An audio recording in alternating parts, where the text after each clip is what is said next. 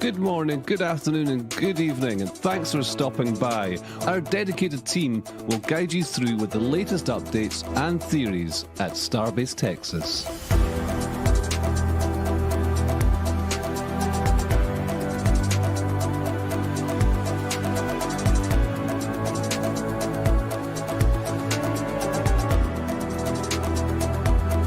If you're new to the channel, be sure to hit the subscribe button and the bell icon for future streams. 9, 10, 9, 8, 7, 6, 5, 4, 3, 2, 1.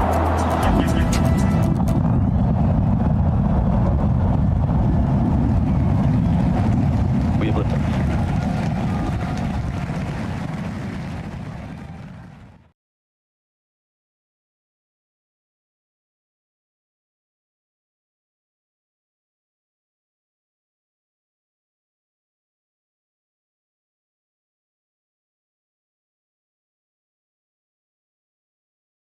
Or afternoon, wherever people may be. It's a nice crispy 4 a.m. where I'm at. And Matt, is that our schedule today? Just Alex and myself? Also, Josh and Webby, Hello. if he decides to wake up. Oh, there's... Cool, yep. But we've also got Jake in the background to take up Webby's space if he doesn't. And I thought Hey, we were everyone. having Indian. We'll see you. Hey, everyone. Hi. All right, with that, we'll jump over to Massey's. I promise I'll wake up in a minute. Okay, let's start over at the static fire trench, where we can find ship 39. I think this is Maddie's favourite photo, this one. Now, so obviously ship 39's not here anymore. It's back in at least the ring yard. Has it gone into Mega Bay 2 yet? I'm pretty sure it has. Yes, it has. The stand it was on just came out of the bay, in fact. So I can see here they've been disconnecting the cables. So pretty well in this photo. The only thing that was left to disconnect was the actual squeeze arms, which was literally a couple of pins to release the cables, and then just use these chain blocks to bring the arms back out of the way. Moving forward, what's going to be interesting to see is how much of this remains for Ship 40 to be hooked up to, or whether a lot of this disappears, I guess will be the next thing.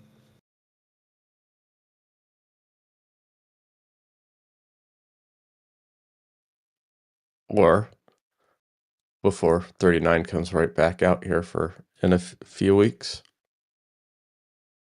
Or for when 39 comes back out here in a few weeks for doing a static fire, for sure. But I love the optimism that 40 will come out first. Sorry. Just show and tell. I said some stupid thing. Sorry. Anyhow, bear with me. So once again, some awesome photos of the site and the vehicles. So I think 3 cryo tests and an ambient pressure test was conducted. And the tweet from SpaceX said cryogenic testing completed.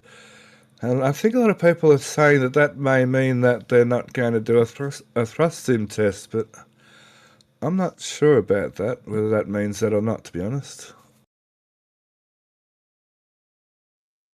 It's Do you- it can definitely be interpreted in multiple ways, but I mean, for what it's worth, SpaceX did a post about B-19 cryoproof testing, and they used that same wording, and then following that post, they moved on from the cryoproof testing of B-19. So maybe that's actually it for cryo testing for 39, or maybe they mean complete until another round of cryo testing at a later date. I personally, I'd lean more towards the first thing, them actually being like done.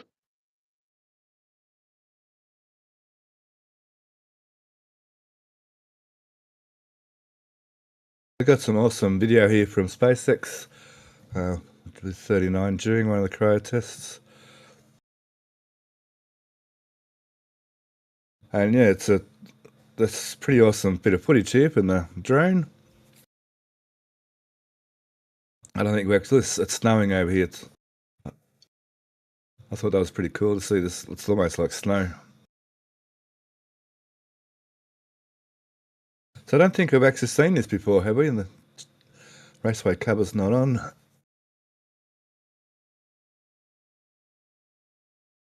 Excellent bit of video. And some photos as well from SpaceX. I like that photo a lot. I might even use that one for my desktop. And yeah, that was back to our photos. That was a little thing that made me smile quite a bit as well in that SpaceX post. They actually referred to the chopsticks testing as squeeze testing. I thought it was awesome when seeing that. But is it Ship 39 or the V3 SN1? Oh God! Well, they did call it. It's 39. I don't know, man. SpaceX called it 39. It's 39. Elon calls it SN1 and SpaceX call it 39. So did we listen to the boss or did we listen to the company? And then we have Pad 1, Pad B, Pad 2. Max Evan, thank you for not calling it V3 SN1. Sorry, Max.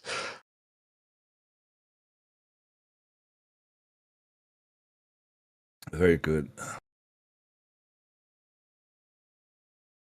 So the flaps have all been disconnected as well. I don't think there's much new to look at this flame trench this week, except that they're obviously successful at doing their testing and they're happy with the results, and it's headed on back to the hangar. Hopefully to get its... Well, this is where we're questioning whether it's going to get engines or whether it's just going to be put onto a thrust sim stand of one kind or another. So what do you guys reckon? Maybe it's going to go straight on to engine testing now, perhaps? I don't know. I could see it going either way. On the one hand, they've already tested the test tank version which would mean which depending on who you ask, is enough data to just move straight to engine testing. Though there's also the argument to be made that a test tank is one thing versus a full-scale ship is a different, and you should test the full ship. So I, I'll let you answer first, Alex. okay, yeah, if a test tank was enough, we'd never see another V3 booster out here after as much as that test tank was in the Super Crusher. If they don't thrust sim it, that's something they've thrust in every single flight vehicle. So that is something that haven't they? That'll be something that they've done for the first time, which I can't see them doing personally. I mean, especially given it's the first V3 ship that will fly, I can't imagine they wouldn't want to thrust test the full thing. But my take on the full thing, I mean, they've done this kind of thing before with the booster B9. Yeah, I know they were pretty much forced to do that because they didn't actually have a cryo station at the time for it. But they have proven before it can be done successfully. You know, if you use data from the test tank to verify the aft design, there's definitely some bit of risk to it. I will admit there is some risk to it, but I don't think it's going to be just instant disaster. Like I don't think it's going to be quite that bad. And yeah, if it wasn't already obvious, I'm very much in the camp of I think they're going to skip to thrust sim testing on this ship. I mean, from what I'm seeing, I think the new thrust sim stand, I think that's probably going to be ready around a similar sort of time that Ship 40 is going to be ready for testing. I think they're going to sort of line up quite nicely with each other. So yeah, I think Ship 40 is going to be the first ship to use that new stand, personally. Well, that was the other thing One is of those. 40 will 40 be thrust sim before 39 static fires? It's possible. Yeah, I mean, they've finished stacking the ship and they should be in the process of installing the raceways and the aft flaps on it now, and probably a couple of weeks maybe until that ship's ready to be cryo tested, possibly. Yeah, because the other stand looks like it probably has 2 weeks left, maybe. Yeah, I'd agree with you on that. And this cryo stand, this thrust sim stand looks like it's going to be busy for another, well, a little while at least. When this tank is going to go, we think, and go into the OG can crusher. So this stand may come available in the next week or two. Yeah, it's fun this So week watching them yeah, protect this thing. Every time they moved it off site during 39 testing. yeah, I was confused by that, and I think someone mentioned that maybe they drove it up the road so they could work on it while they were doing testing on 39. Keep it safe. They're still validating. I think losing this tank in some ways would have been a bigger setback than if something would have happened to 39, especially with the state of 40.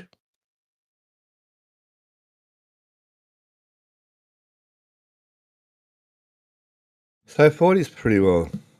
It won't be far off being ready for cryo testing, I imagine. Yeah, I mean, I'd say it's pretty clear that SpaceX wants that ship to be ready for testing sooner rather than later. I mean, with the way they stage the raceways and the aft flaps that quickly after the last section of Ship 40 rolled into the bay. Yeah, that was actually a very cool development, seeing them speeding up their process. And yes, between Wise Flyover and ours, they reconfigured this to be fully back to the new pumps.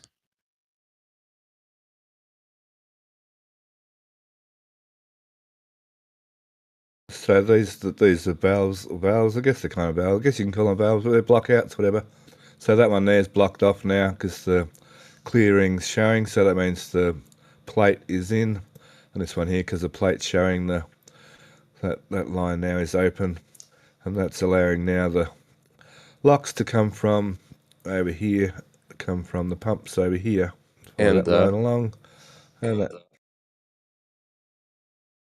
The other lockout in this photo is also configured for the new pumps. It's on the other side by the orange. Down. On the just across, yeah, that one. It's poking out just above the orange actuator head. Just straight along the black insulated. Yeah, right there. Ah, gotcha. Yeah, that one, it's usually you'll see a glint when it's open. And there's another one saying there's another one down in here, isn't there? Yeah, right below that J where it swoops down and connects with the rest of the LOX manifolds. That's the no, that tank's liquid nitrogen. Yeah, there's down here once it comes down there. Yep. Yeah. Very good. Okay, so they're actually ready to. So hang on, would they have done this with ship 39? Oh no, you're saying, would they have used this configuration for the 39? At least You're saying two of the tests appeared to be configured with the old pumps. When was Wise flyover Tuesday or was it Wednesday? But I think there's one test post what about its flyover. So potentially, so we can officially say these LOX pumps are also. Yeah, they've definitely been. So we can officially say these LOX pumps have been used. Not necessarily, because I'm not. I don't remember if the tank got frosty. The test that they did, it was the last one they did during the week.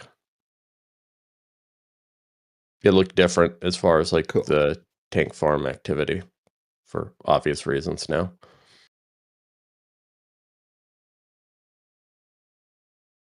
Just while we're here, we notice those three beams here are missing. Well, there was two there and one over yonder, which are now over on the super crusher. So they've been put on the super crusher, and they seem to be 90 degrees to each other, which sort of indicates maybe this is finally the grid pin testing. It's a bit like grid pin testing is a bit like the breakover scenario, isn't it? We thought all this was for grid pin, or some of us thought all this was for grid pin testing at some stage. I think later on we changed our mind to that, but now actual grid pin testing is more than likely over here now. And they also moved some more of those actuator mounts next to those potential grid fin attachment points. Where's that photo? There's a good photo down in here. Yeah, this photo. So yeah, there's some new. Where are they? There they are. There's some more clevises in here, which are rather odd. So they're like on every one of these vertical new beams, they've put a pair of these. That makes sense for grid fin. Yeah. And, go ahead. Yeah, and then directly, if you look on the lower ring, in between the two legs, yeah, there's additional. So what are these frames for? Oh, sorry, Jake. Go ahead. So From what I can see, I think what's going to happen is they're going to be, if you go slightly further up, Stephanie, to that top of that truss, see that clevis at the back there. I think there's going to be some kind of strut attached to that, pointing in towards the middle of the stand. And then I think on booster side, there's probably going to be some sort of insert in the grid fin pod that strut will attach to. And then I think off each of those, the side clevises pointing inwards, and the ones at the bottom, I think there's going to be pistons on those. That'll be sort of pushing up and down and side to side on that strut, which I think should exert various forces then on the grid fin pod. The crazy the one that I was speculating on Tuesdays, those three, now they're looking back for grid fin sort of with the position of the ears on those large arms. So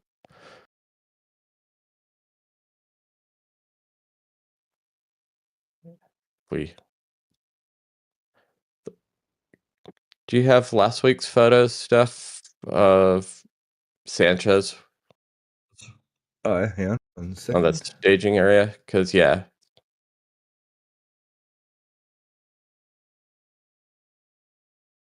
Not the ground photos. Okie dokie, 1 second. Where are we? This'll do.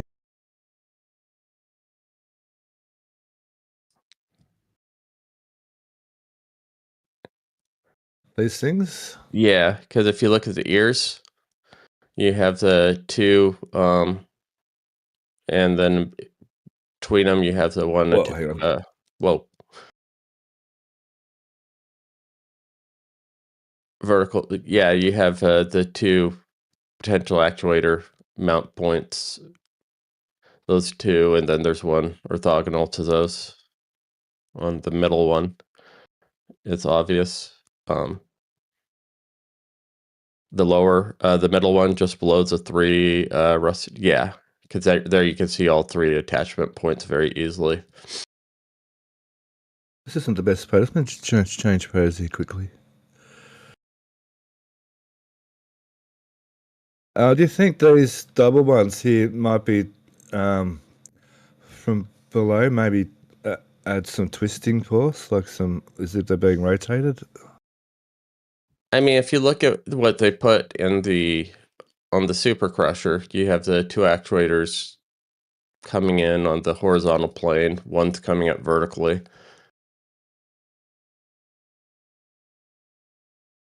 There's an attachment point down there, attachment points here, one on the end too. Yeah, it's yeah. If this is where, and then perhaps this goes into the booster. Yeah, now I'm not as now the geometry of it doesn't work for what I was thinking. Yeah, now I'm back to. I shouldn't have gone. I shouldn't come to Sanchez. No, it's no. Think Jake. Yeah. The idea with the rod makes a heck of a lot more sense than, because using those, it doesn't look like they would be hitting all these points, but then there's nothing how they interface with the vehicle.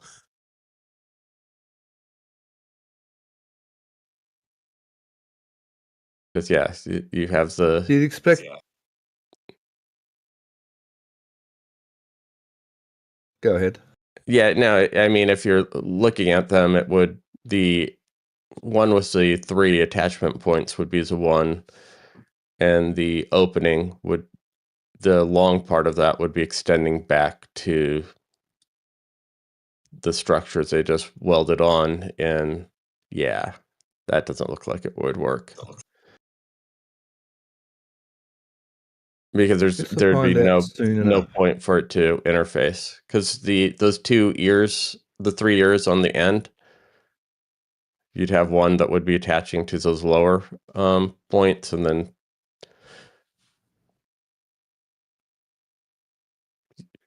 all the mount points would be accounted for, except there'd be no vehicle interface. So Yeah, I think Jake's suggestion.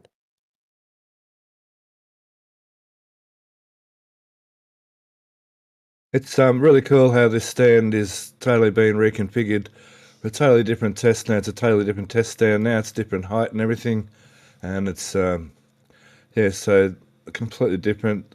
All the rams have been taken out the bottom.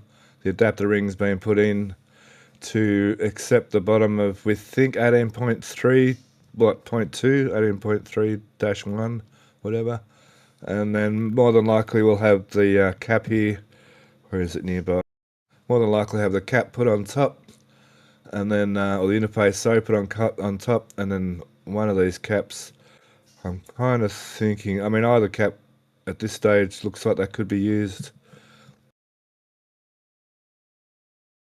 And just while we're on caps, this cap's had a bit of work this week. It's had an extra ladder put on, another pipe put in, but still missing.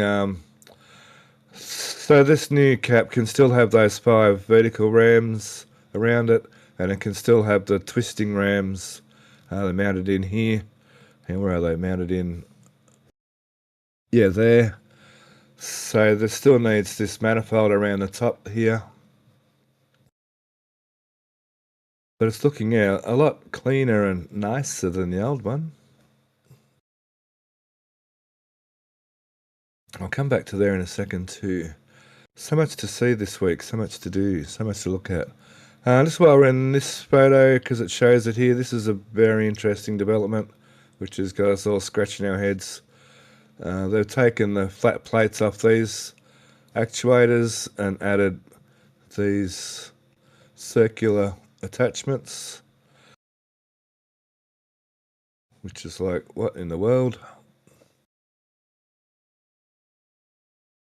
I can see a lot of the horizontal actuators have been sort of taken out that were in here as well. Any ideas on that, Alex? Yeah, so they're adding linkages, so like the ways they exercise the ship and the booster test tanks, like 18.3, where you have you're pulling down and manipulating the transfer tube where it was leaving the common dome. If you look to the OG crusher, oh yeah, they completely stripped it. But if you go to the OG crusher stand,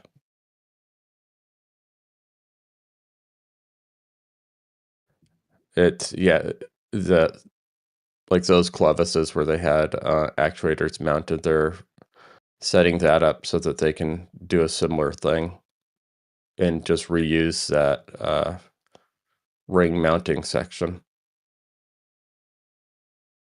So it allows quicker So there's not a lot of room. reconfigurations. I suppose there's room down there. By the time they have a couple of rings, then the dome, then the common dome. Yeah. So I just sort of thought they'd be running out of room in here. I suppose that's kind of a bit of height in that stand. Where's that down shot again?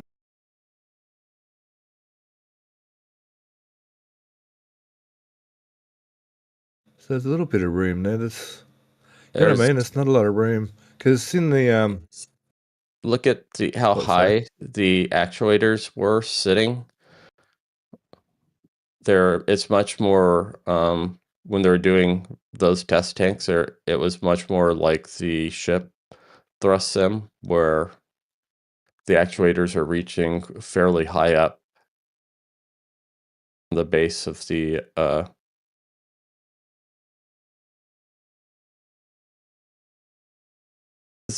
the button caps were right around just above that attachment ring previously, where the clamps were. Yeah, they were up here at this level here, I believe. That was the bottom of the Right. The clamps were at this level. Right.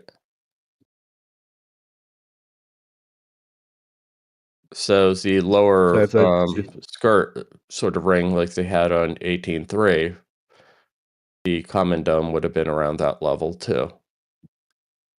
I see what you're saying. Yep. Yeah. So the common dome will be somewhere up here. Yeah. Gotcha. Cool.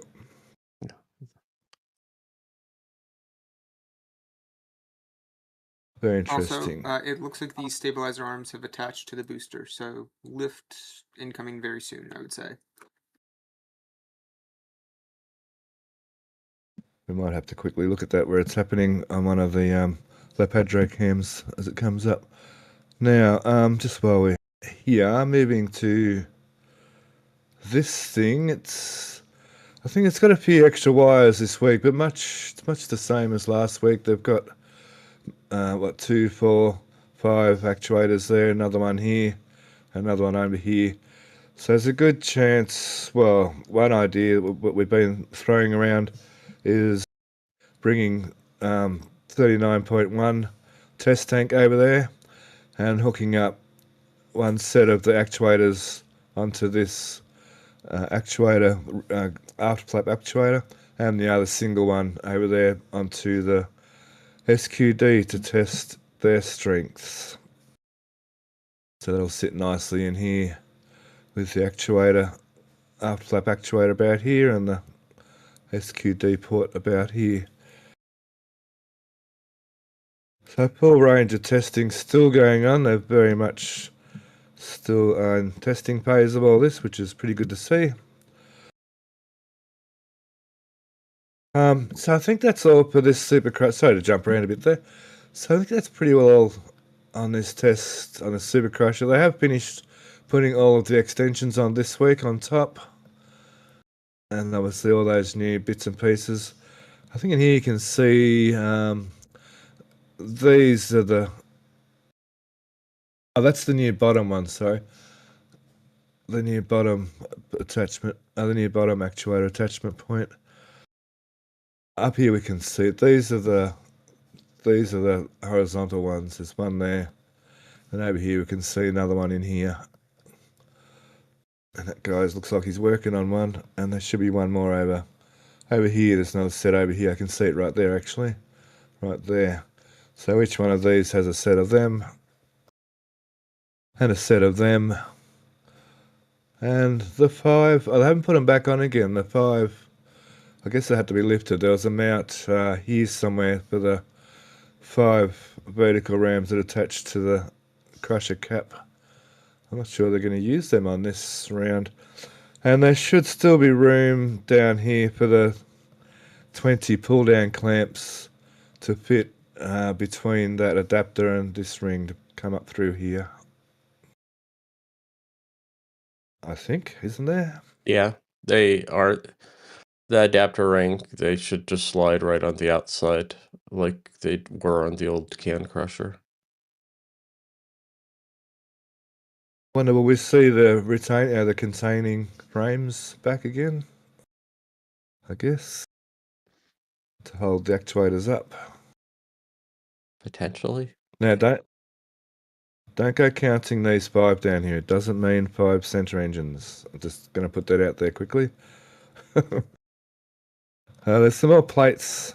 Gee, I'm remembering things as we go here on the fly. There's some more plates here, I think, to be added, I guess, down the bottom here. They're for a ring. They're like the 2 cone structures. There's the one next to it. You have they'll make a ring out of those. And the long plates, yeah, those are going to be welded together, and you're going to get another conic shape. Okay, yeah. Potentially for a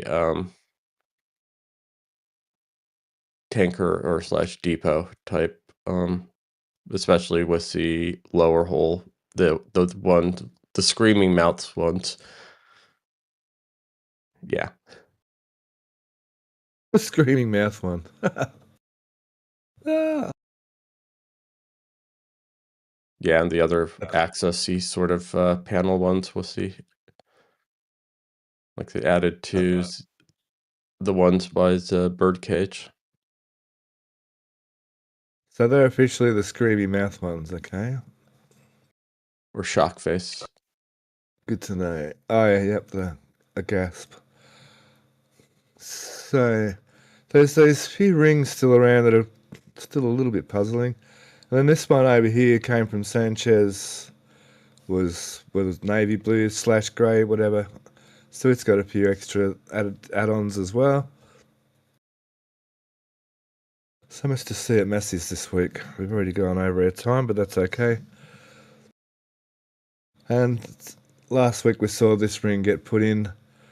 So this test cage is getting used for something as well. So currently we've got 3 active, well actually 4 if you include the static fire stand test rig. So currently 4 test rigs being actively worked on / used, and one sitting over there not being used just yet. So that's about that's like the most testing I can recall seeing going on concurrently.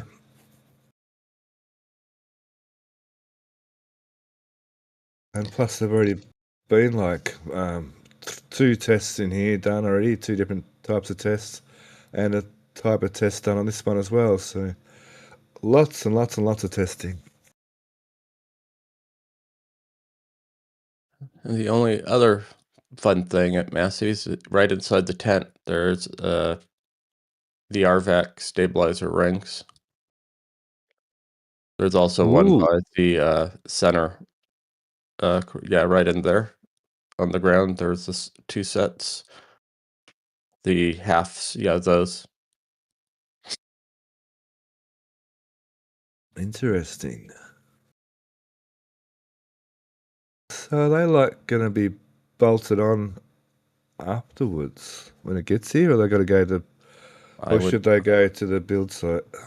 They probably are going to bolt those on pre-fire here and remove them before it leaves, would be my guess, especially if their workflow eventually is going to have them taking straight to the pad.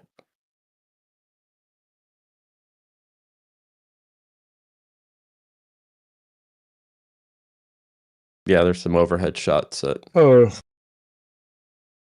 sorry. Yeah, some of the overhead shots will. They're a lot more clear. Is it?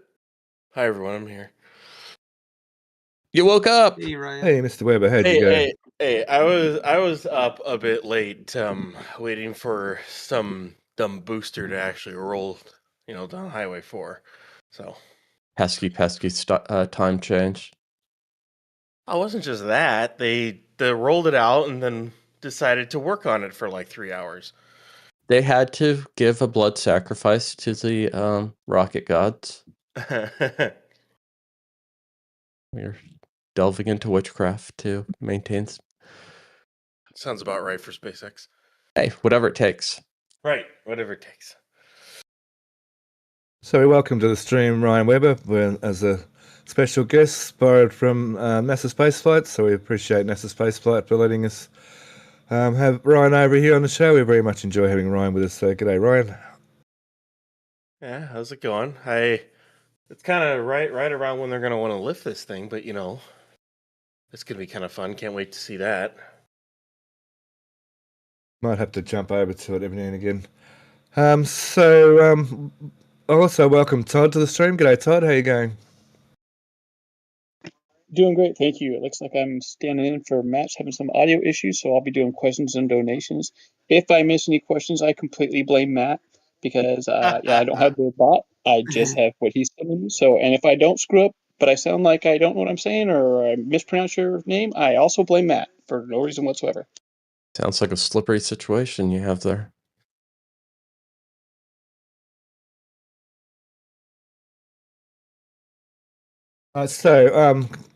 We've got some questions and donations. And Todd, maybe change your microphone just a little bit. You're just coming a little tiny bit muffled.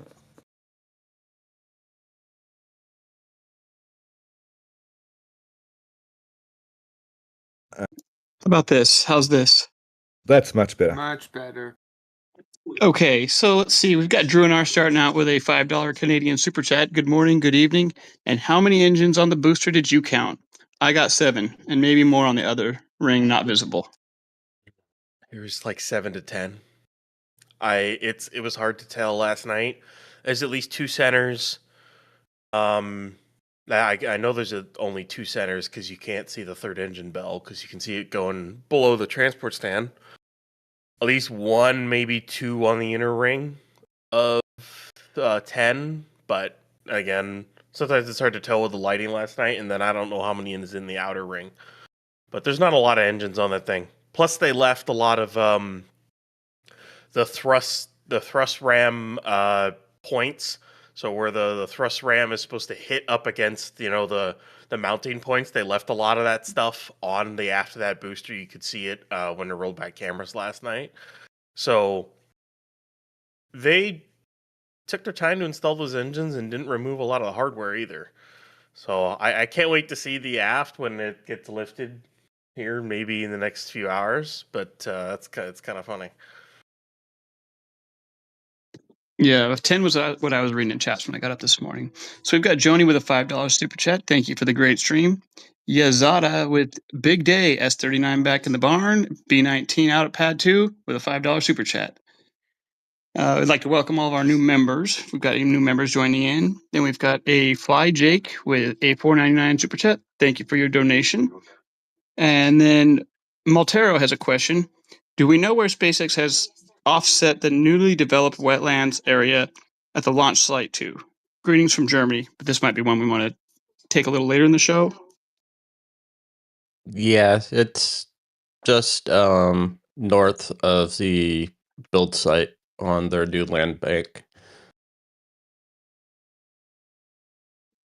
Maybe we can have Steph zoom out when we get up to the build site area and show them at that point.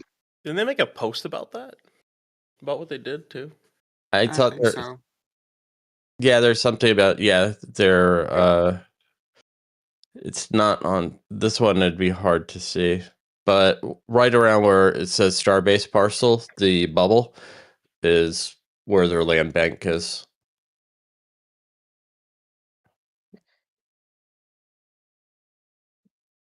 Thank you, Todd.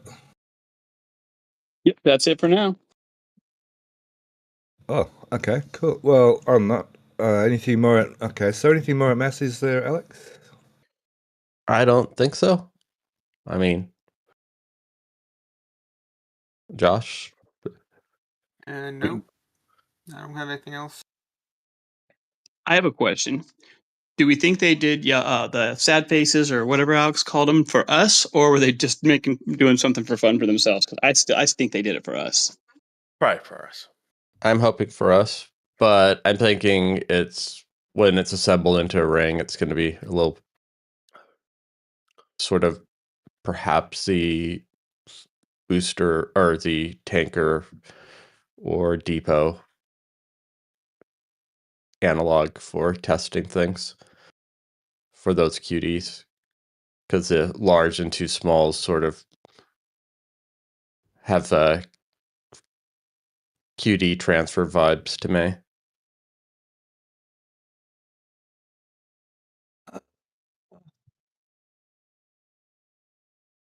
Just quickly, the concrete has almost reached Massey's on one side, and I guess they're the SPMTs that were used for Ship 39. All right, then, let's head on over to Sanchez. We won't use last week's images. Let's try this week's images, shall we? Come on. There's nothing to see this week. Okay, let's start down here. I might even actually have them in order this week. Oh, look at that, I do too. Okay, so they've removed all the clamp arms from the booster transport stand, all the old version 2 clamp arms from the new version booster transport stand. So it'll be getting its modifications, which should include the new mounting hardware, interface hardware down underneath here, and of course the new style clamps. And I'm thinking they're having an electrical / software sort of automation upgrade as well while they're at it. It certainly looks like they They hooked the booster into the transport stand last night. It certainly looked like they did that. Plus, they hooked up a ton of testing software while they were looking at every single auto gen mount. Why they did that, I don't know, but they did that as soon as it left the bay. So, just a little thing on our communication today to Chad and everybody.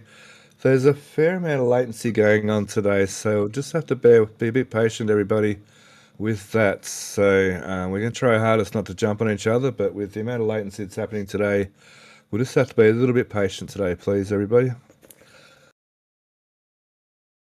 No. Lol.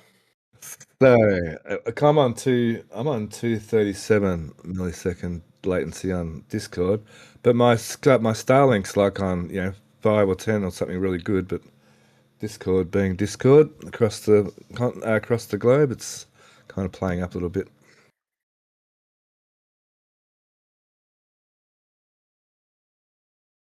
So we're going to have times where we can have a little bit of dead air, and there's going to be times when we're going to be sort of jumping on each other.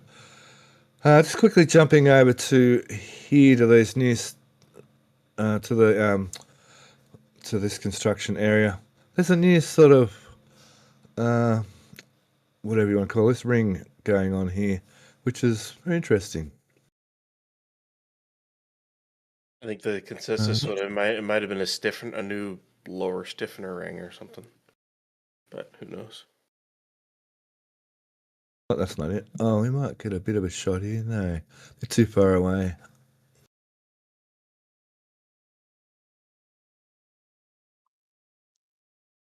And I thank Ryan Hansen Space for bringing that to my attention about the latency.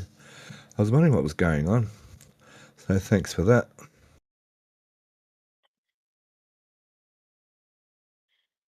I guess that's because we're a little bit. I mean, no, it's America's. America's are behind Australia, so it's not my fault. It's the Americans over in it.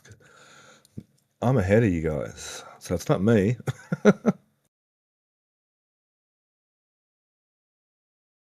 Yeah, interesting ring section. I mean, if you look at it, it's almost going to be like, guess, is that about a third? Yeah, it's about a third, isn't it? Yeah.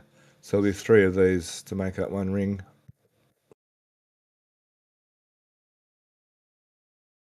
Looks almost like the square insulation fixture with all the little bars hanging off of it.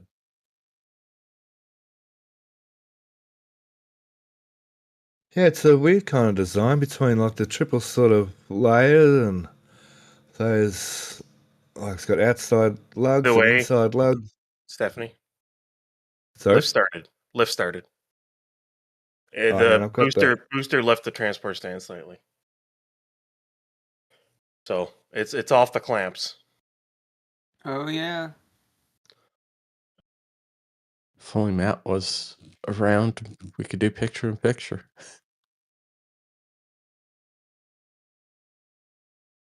So those will likely come out. What's the point here? So you're saying they're taking weight off the clamps, so the clamps still have to come out next year? Considering how much it moved up, I don't think the clamps are in anymore. It's free flying. The clamps are disengaged. The slides just aren't out yet. That's all. The chopsticks definitely have the full the booster at this point. Yeah, to move that much, the clamps are not in anymore. Yeah, it's flying. Cool. You can see daylight. The slides, sorry, the clamps. I don't mean the clamps. Sorry, I mean the slides have to come out. Well, you could already see daylight through the transport stand anyways. There's so little engines in there. And if you look at dead center, below the railing, yeah, you can watch that gap grow. It'll be slow to on initial. I don't know how long this lift will take, but if their software is, which it shouldn't have changed that much, shouldn't take that long. They just had to adjust for the height of the booster and the pad, which is just a coordinates change.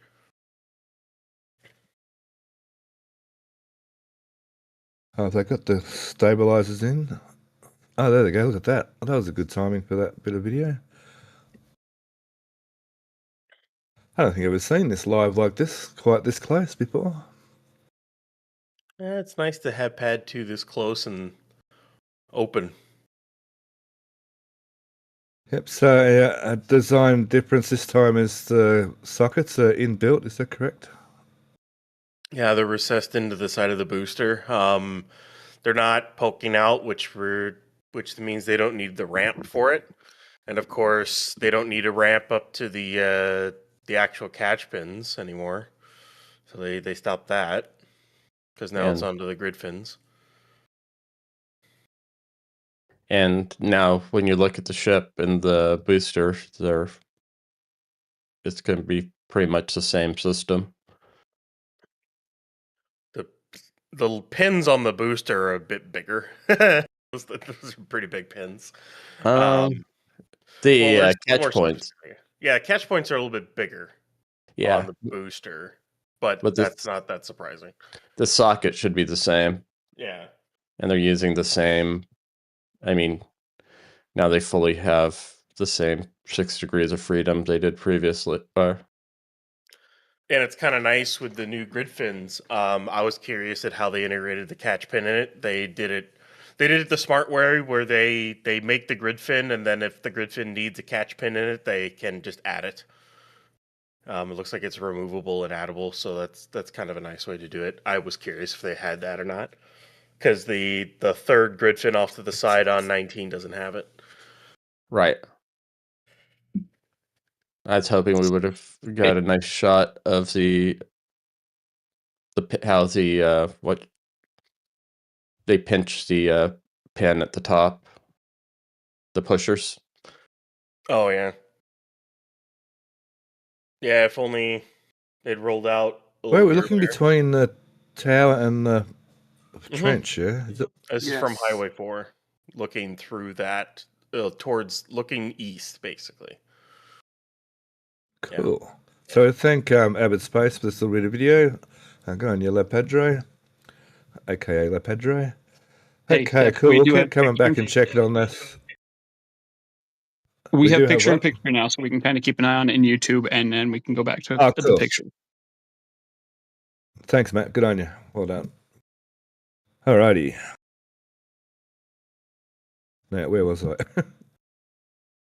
Now, so this is the second ship transport stand, and it's looking fairly ready as well.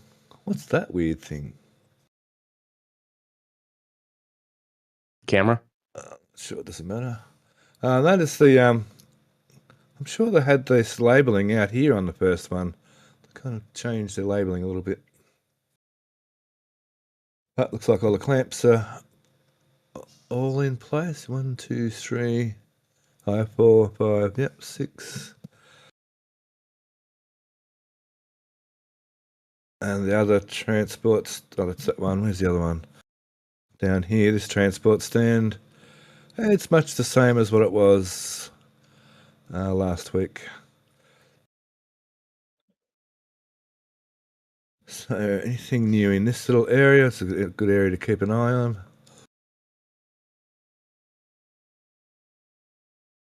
Now, there's some more of those things, Alex.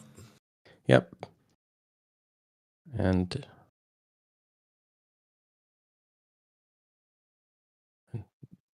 another, it looks like a cryo vent tower.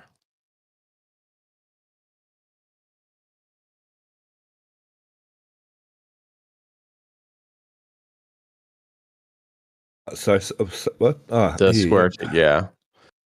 I think it's more vent, not actuator related. Just it's a fairly narrow diameter. So we see them here, don't we? The methane farm over here, don't we? Is that where we see some of them? Yeah, they've been Oh no, at the launch site. So we see them at the launch site. Yeah, they're all over the place if you look for them now. There's two of them at the taller versions at purging, isolation and purging. I'm not there. I do have that photo here somewhere quickly. It's awesome to have so many photos. So yeah, there's one, you can see one here, for instance. There's two here actually. There's one there and one a bit further over. It even has the hole in it for the pipe to come up through the centre, yeah. Right there. And the access stairs for the new stand. For the crab stand. Yep. Yeah. Okay.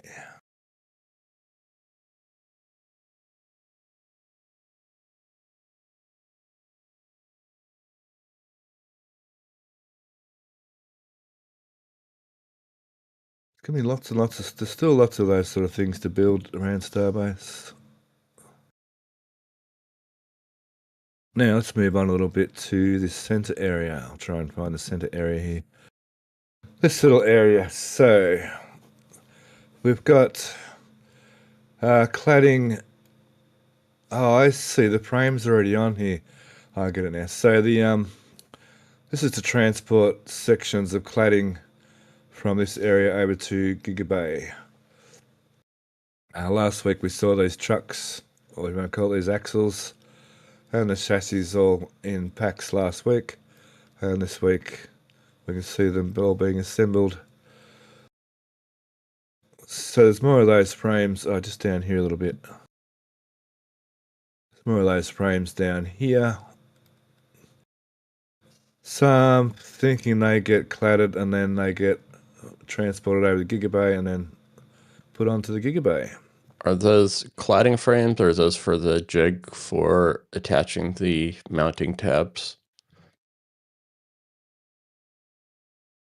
Would they be, there's quite a few of them. Does that mean they still could be jigs? I believe the cladding sections are a lot larger. Yeah, BJ Okay, was cool. saying they bring them in smaller sections and they'll assemble them into large sections and then install it on the side of the bay. So this is where they're going to assemble it into larger sections and then roll it over to the bay and get it installed in. I see. So trailer's bigger, so that they'll have bigger sections. Mhm. Yeah, they'll be probably at least the height or nearly the height of that support bracket or column.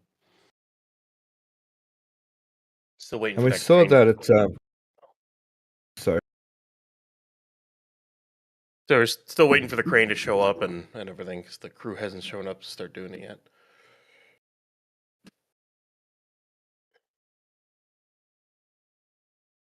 And we saw them over at Roberts Road too. Here, those frames are over here at Roberts Road during our last flyover at Roberts Road. So there's the same things here. The same trucks. We didn't kind of click that was what was going on at Sanchez last week. We're sort of thinking maybe it was something to do with vehicle transport. Hey, while we're over here, there is a new chunky frame. Yeah, beefy boy. No idea what it's for, but it's pretty strong. It's got what do you call those welds? Slot welds. It's something. Go with that. I mean, reaction frame for test fixture or breakover. Breakover. Everything's a breakover. Well, no, I mean that's the same sort of construction. The what you call it, the ibuprofen used.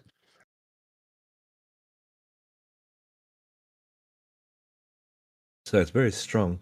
And obviously that's going to have a lot more to it. I mean, it won't just be that. It doesn't look like it'll do much just on its own.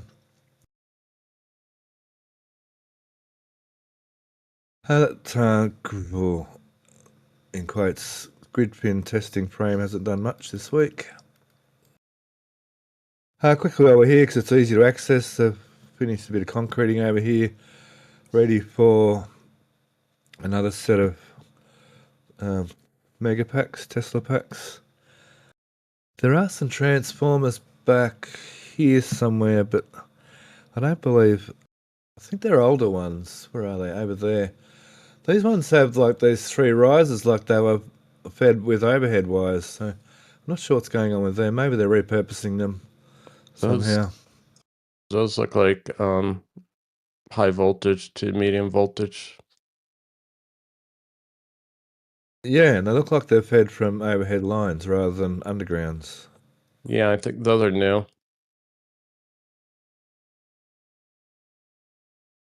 Yeah, I've seen it. And there's some older ones here. We've seen a few of the older ones get transported away from here as well, so they're still upgrading their electrical somewhat. Okay, that's all. We've looked at all that, looked at that. Let's go over towards the rocket garden area. Now, I didn't realise we had some photos. I didn't realise we had through show and tell. Where is that one with the new frame? There it is. So the new frame's been tipped upside down, which is interesting. So there's a clevis under here. I can see it over that side. And clevis is under here. Or arguably right side up. Yeah, it's been tipped the correct way up, yeah. Downside up. So it has feet it sits on. Still not sort of sure, but they've still got something major, like something fairly large, looks like going to be attached here. So there's still speculation this actually is something to do with breakover. But still it's only speculation.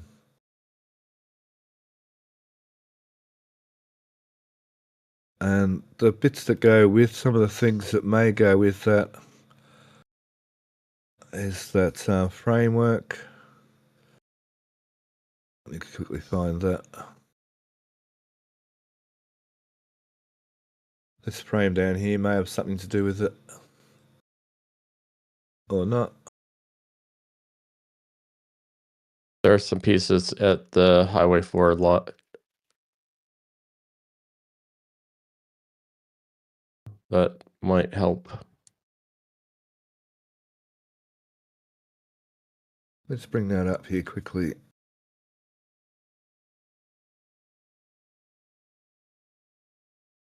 Highway 4, here we go.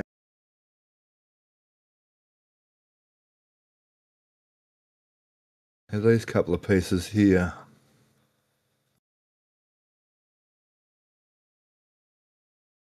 Like a probably to bridge across the SPMTs for the bearing plates.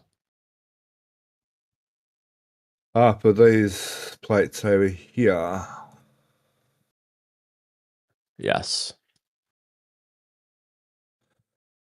Yes, so they'd fit that way.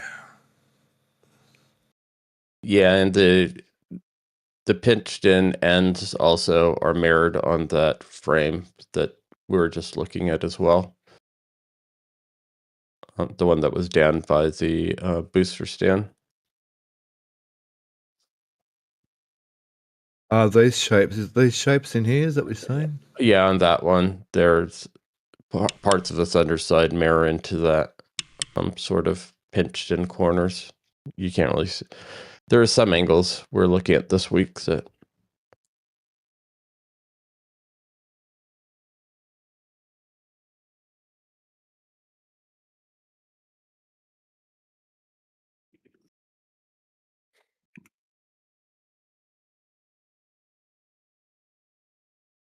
Let me see. Try that one.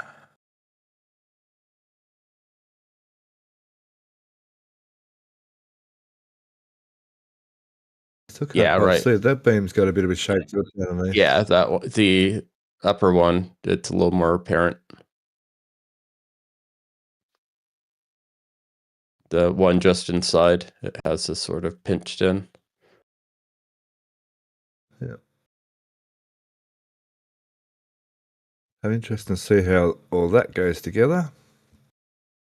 Indeed, aren't we all?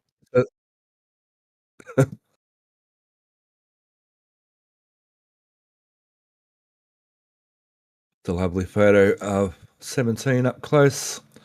Boy, so different. 17 to 18, so much difference. Different dome, different everything, every single thing about it's different. Except the skin. The skin's the same, but that's about it. With our luck, they swapped Different the alloy. ports, different. They've actually, so it's not actually the same skin. There you go.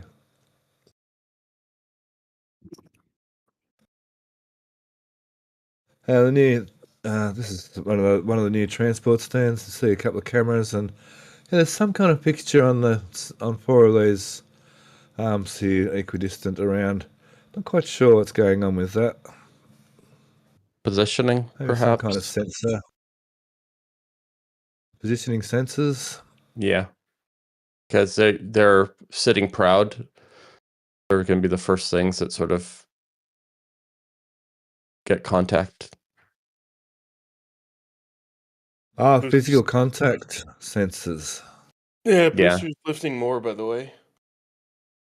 And they each have friendly cameras. It's mostly clear. Well, at least the base of the booster is clear from the clamps. They just got to retract the clamps, and then we'll see engines. So the slides are still in. Yeah. I mean,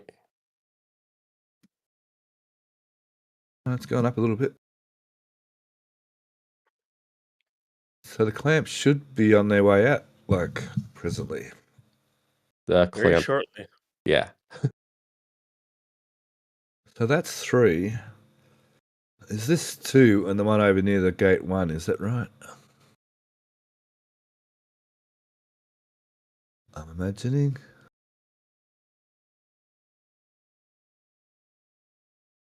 All right, cool. Well, we can't wait to see that get lifted. Okay, there's the squid, the octopus.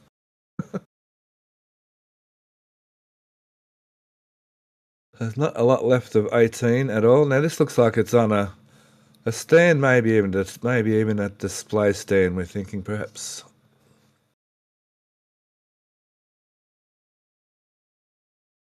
It looks funny like that. So these look very flexible, don't they? A lot of Or is that, vibrations. oh no, that's actually the way they get. They're in pairs by the look of it. Go to either side of an engine, either side of the engines. So what's that? That's all methane, isn't it? They're all methane feeders for the set of 13, yeah? No, that's I think the outer 20. Yeah, that's the outer 20. The 13 are coming from beneath.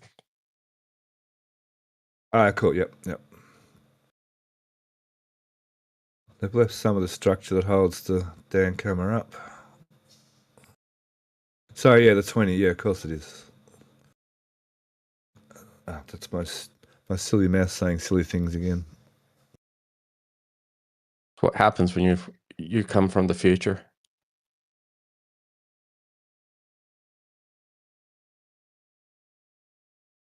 So last week we saw this forward and aft system on those. Now, where is that?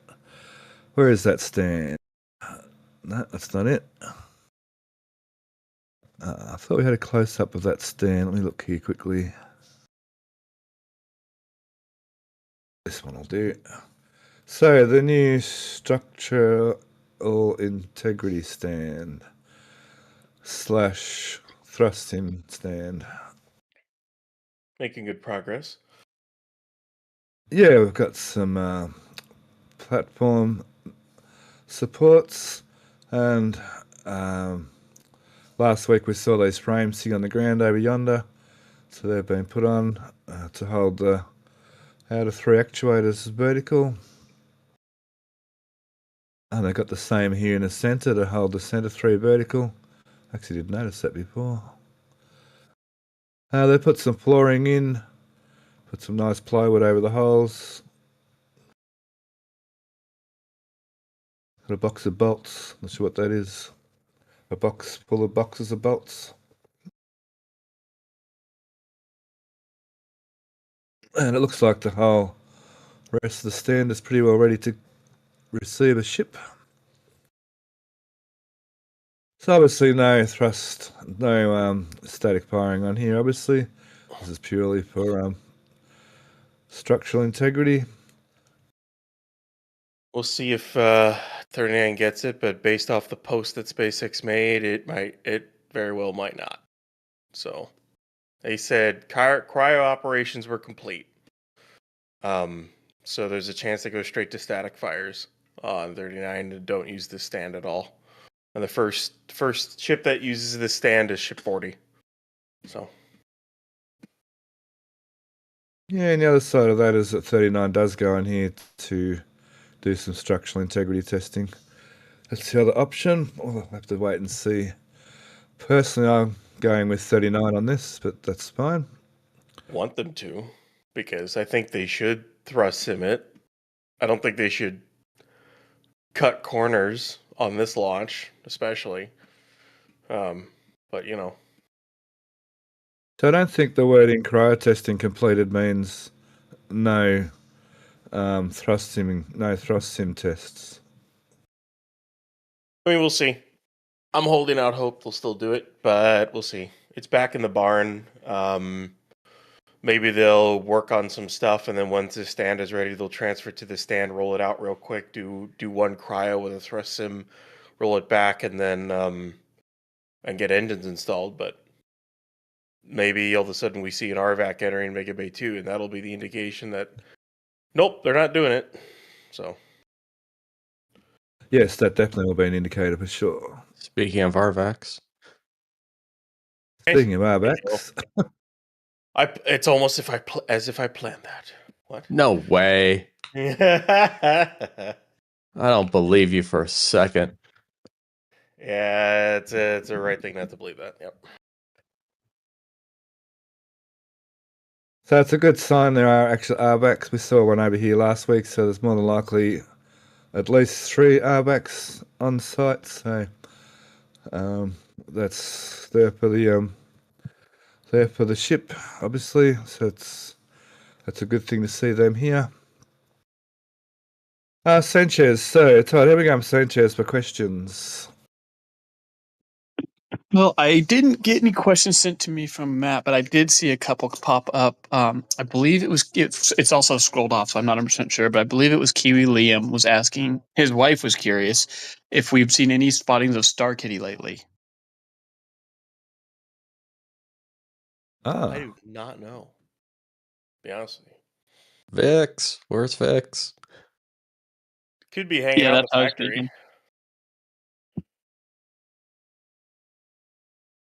I saw another one from Druinar asking about some damage to concrete from Rover 3, but maybe we'll try to get to that when we do the launch site. Other than that, I do have a few donations. Let's see. Fly Jake. Come on, everyone, chip in to help meet this goal. For the love of the stream, that's a $5 super chart. Sharpie came in with another $5 chipping in, and much kudos to the RGV team. We've got Willamette 20. Great picks as always, team. How do you think the pattern... Oh, I gotta scroll that over. Sorry about that.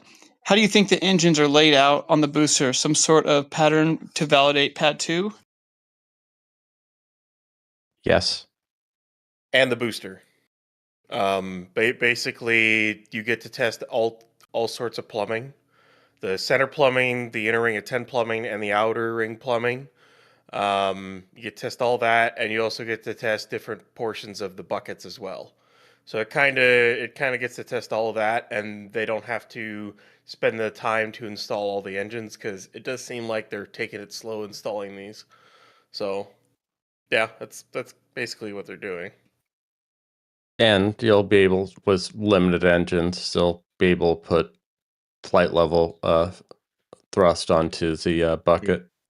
Yeah, they'll be able to go max power because the booster won't move anywhere, especially if you put a full LOX tank on it. And then with less engines, you can test what full power exhaust does to the plume or to the water deluge, I should say.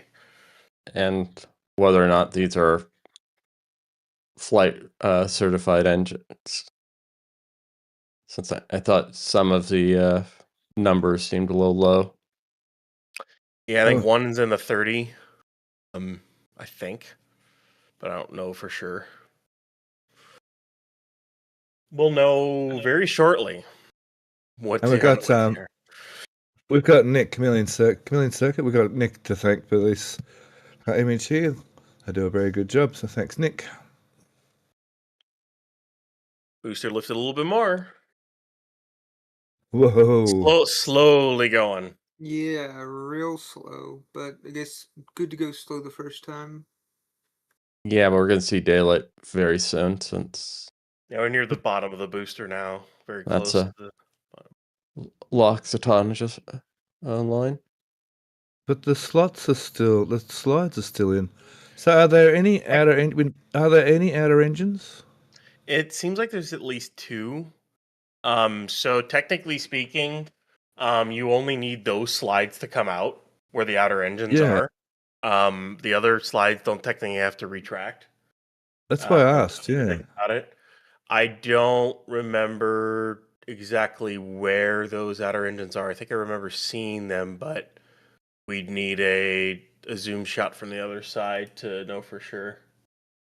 And Nick thinks they're over here on this side over here, perhaps. Yeah, which would be we'd see they'd be on the tower edge.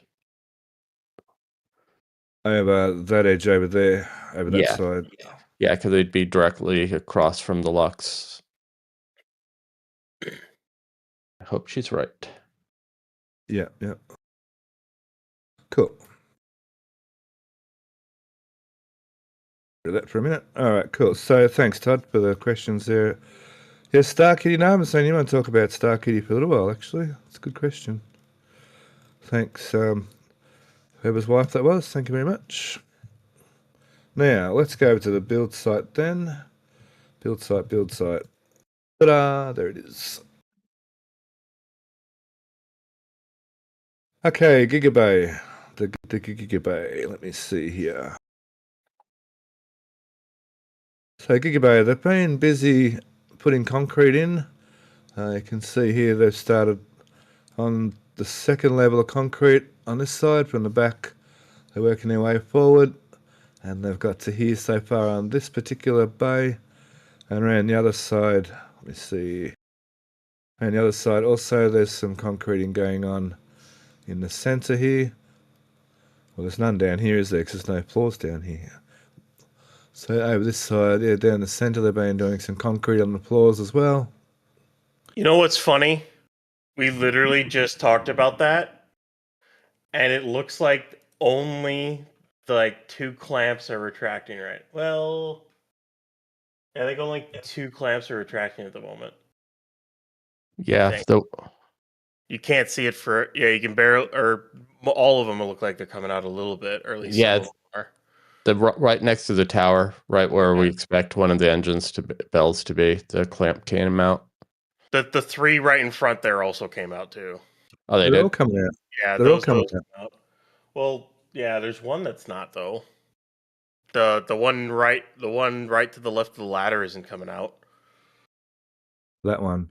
Yeah. Yeah, that one's not coming out right now. Especially compared to its buddy just to the left of it.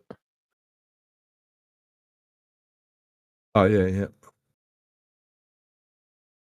But yeah, like you said, if there's no engine there, they don't really need to bring it out. Or But they're that's one of the coming out. ones with the sensors on it, and they're waiting to retract it until it's clear. So we clear it Okay, back. yep. That could be it. This So is right vehicle on. size Z's here. Let's just quickly just double check on that. I think I can check that actually. Yeah. It's that- I wouldn't trust what the stand says compared to what the booster is, because the booster is is clocked like 45 degrees off. Because at least the vehicle is clocked 45 should- degrees off. but for Z plus minus, Y plus minus, that on the arms is what Yeah. she's looking at. I can't see the Z. It was on Y, so they're probably There might be sensors on on that Cardinals. one. Oh. Yeah, that isn't that at the top. Aren't those Z, the east-west ones? I think so. Yeah, Because they have it basically like a plus sign. Right? yeah, Oh, there. yeah. Yeah. Okay. Yep. So it's Which, probably the sensor ones. Yep. yep. Cool. Yeah, so you can tell on the other. So yeah, that the one that's not retracted is likely has sensors on it. It's coming out now. And it looks like it's starting to come out. So that Was was to check for things, and I guess now they're pulling it out. So boosters See, I'd should be imagine they shipping would. soon. I'd imagine they'd pull them all out anyway, because they're running the software and everything. So I'd imagine they'd all come out anyway, but they're coming out slightly staggered. Because I mean they need to do these things. Well, hello truck. They need to do these things. I think from the start, as they're going to happen all the way through. To be honest, Yeah. it would seem silly to do something different with the software just on one, Yeah. just on one booster. Yeah, they're all coming out now, very much so. Cool. She'll be airborne very soon. Okay, back to reality. Now, so there hasn't been a lot of happening on the level 4. BJ was saying there's been quite a lot of wind through the week, so the wind hasn't been favourable for lifting steel up through the week. So they've been doing a bit of concreting and I guess some painting and what have you. So that's about all to report on the Gigabay, I think. There's not much to report this week on the Gigabay, except it's big, very big. Of course, the big news is that this booster is no longer in that nest, or is that stand. So that's all over to the launch site. 39's back in the hangar, as is 40. 40's been moved to the centre stand, had its flaps, had its raceways put on, and now it's on one of the side stands, I believe. No, it's still in the center. Still in the centre, okay. It didn't move. There was confirmation of that in the middle of the night last night. You could see the bottom row of tiles, just barely. It's still in the center stand. Yeah, Starship Okay. Trailer had a couple great shots of that. Cool, I hadn't actually heard that. The last I heard, there was speculation had moved up to the side, so thank you for that, Ryan. Yep. So the stand, obviously, the transport stand obviously has to go on SBMT straight because of the interface. I can actually see the interface pieces in this one now because of the way it interfaces with the SPMT. But they put the booster on crooked, is that right? So where did they put the booster after? That's something I haven't worked out yet, looking through chats this morning since I've been awake, as to how exactly the booster was orientated on its stand. Clock like 45 degrees off. So basically, I'm trying to see here. You see So it can't be 45. It's got to be just slightly up, 48 more. Yeah, 40. It's like 45, give or take. We'll go with that. 48. Yeah. Yeah. It's indexed at 18 degrees. Yeah. Yeah. But it's clocked that way so they could get it out of the bay. You could even see the booster rocking back and forth as they were trying to make sure the grid fins didn't hit the door sill as they were taking it out, which Oh, what? yeah, it was you literally if you there I think I don't know if there's a time lapse of it, but as the booster was coming out of the bay, you could literally see it moving left to right as it was rocking back and forth as it was coming out of the bay. I don't know if that was intentional as to try to make sure the Gridfins didn't hit or what, but that's what it was doing. It they got it out, but boy, is there not a lot of clearance with those new grid fins. And they basically had 2 lifts up watching as they went out. I hope they don't have to do that every single time they take a booster in and out of that bay. That's going to take like an hour or 2 just to get the thing out of the bay now. Took like 45 minutes to do it. But fortunately, they won't have to do that anymore once Gigabay is operational, but they have to deal with that now. Unless they axe the door and cut holes in the door sill for the grid fins. Oh, yeah, that'd be interesting. So yeah, the doors are much wider in the Gigabay. I think even the front doors might have me wider again, are they? Oh no, they're the same. Cool. Awesome, thanks, Ryan. So that's vehicle activity. Yes, so 40's got its aft flaps, it's got its raceways. So it's sort of at the point of being ready for its cryo regime. Roughly in the next sort of little while.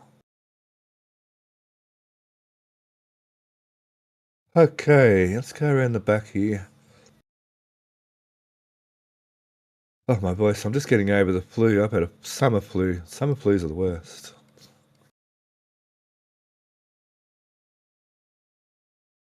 So this side of the building's looking really nice.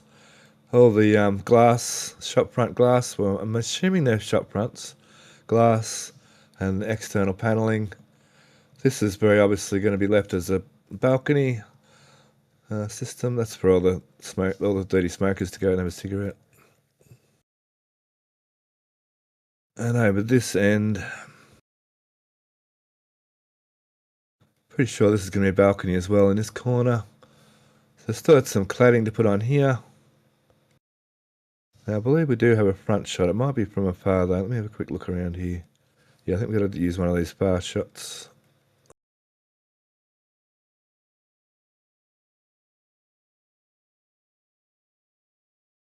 Maybe not. Oh, I do have a shot here somewhere from the front. Just bear with me.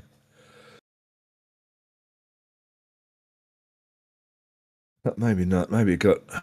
I think I've lost it.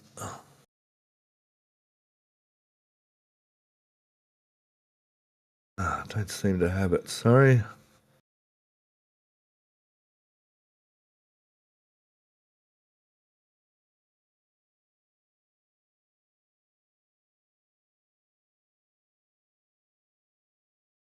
Oh dear. Oh, never mind. So the front. Oh yeah, there we go. It's going up, Stephanie. Now it's really going this time. Clamp slots are visible. Whoosh! There it go. Bird. Burb. Daylight. So we're gonna have the drum roll. Drum roll. Which ones are they? Threes. And then they're going to Put your pause bets it. on how many engines it has. The window's closed. Sorry. Yeah, no bets can no longer be made. No, that's no good. I was like, keep that other one. No. She's building suspense.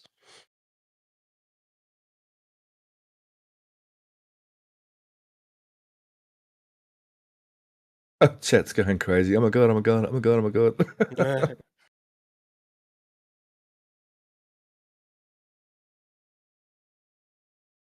There's a missing engine there. A couple of missing engines, to say the least. I see at least 2, 3, or 4 on the outside here. Trouble is, we're not going to be able to see this side on this camera. I don't have permission for any step cameras. There on the left-hand side. So if you want a better view, you can quickly jump over to the NSF stream. We really shouldn't say that on our stream, but be sure to come back, please. But yeah, I'm not allowed to use NSF streams yet.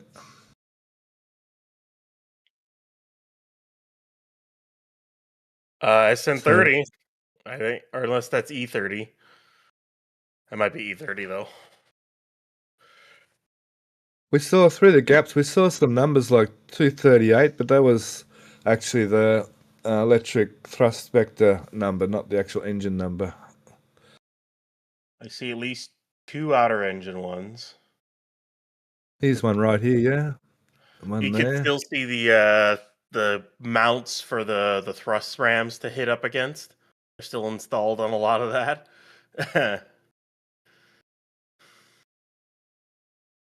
There looks like there's at least like 4 on the inners. It's going to take getting Inner used ring? to the engine not having a skirt. Wow, they look so clean and so different. Wow, they look so good. Kind of Thank you. reminds We me have of how liftoff. B4 looked the first time they lifted it onto the OLM. All the engine is hanging down with nothing there around them. Yeah, I'm wondering if the thrust interfaces are leaving on for protection of the engine mount. The inlets, Yeah. and the engine mounts. Yeah, that might be it. They also might stand in as the plugs. Yeah, So for that's a thrust. when they go to flow locks and whatnot and CH4 to the engines. There's that's engine 87. That's an 87. That's for sure. That's a relatively high number. Is that the thrust vector ram? Thrust vector No. actuator No. in there? That's methane. Is Yeah, that the methane power- up? Yeah, that's the power methane head. pump. That's the methane pump.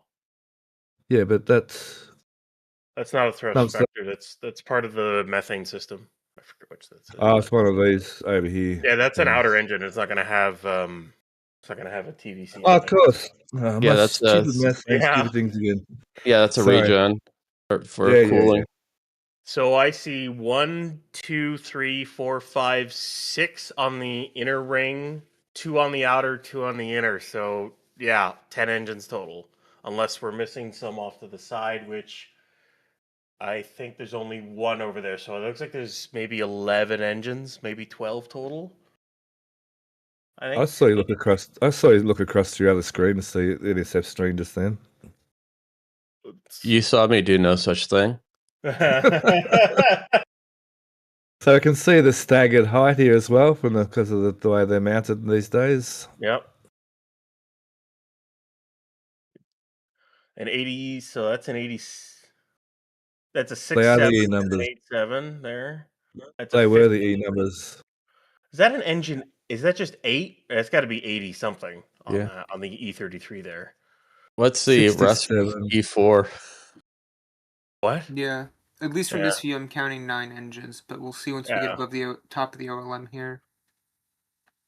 Yeah, this view plus the Dune camera for NSF, I think there's 10 total. Because there's one other one on the outer ring on the other side that's blocked by the flame trench wall right now, but we'll see more once it lifts higher. Yeah, I think that one should be offset. Like 87 will hit one side of, like say, the right side of the ridge. The other one will hit the left side. Yeah, they basically have split the ridge up. It looks like they've done. They split the ridge and they're putting the same. It almost looks like they're trying to put the same amount of force on each bucket, unless they're trying to test one bucket more than the other. So we've got E33 and E30. There's E30 and E33. Now, where's the ridge? The ridge is look at the LOX QD on E22 and 21, E31 and 32 on the outer straddle the ridge. So it's straight line, straight up. Yeah. So. Yep. Question here was, Why are they at different levels, the engines? That's because of the way they're mounting them now on the dome. So these ones are Well, up higher. They were like that previously as well. Yeah, they've been like that the whole time Booster has existed. It's the construction of the dome. Well, not really the dome, the plate. So the plate is flat around the outer 20, and then it comes down into a cone for the inner 13. So the inner ring at 10 is a little bit. The cone comes down a little bit more, and then of course the cone reaches a tip for the inner 3. So that's why it is that way.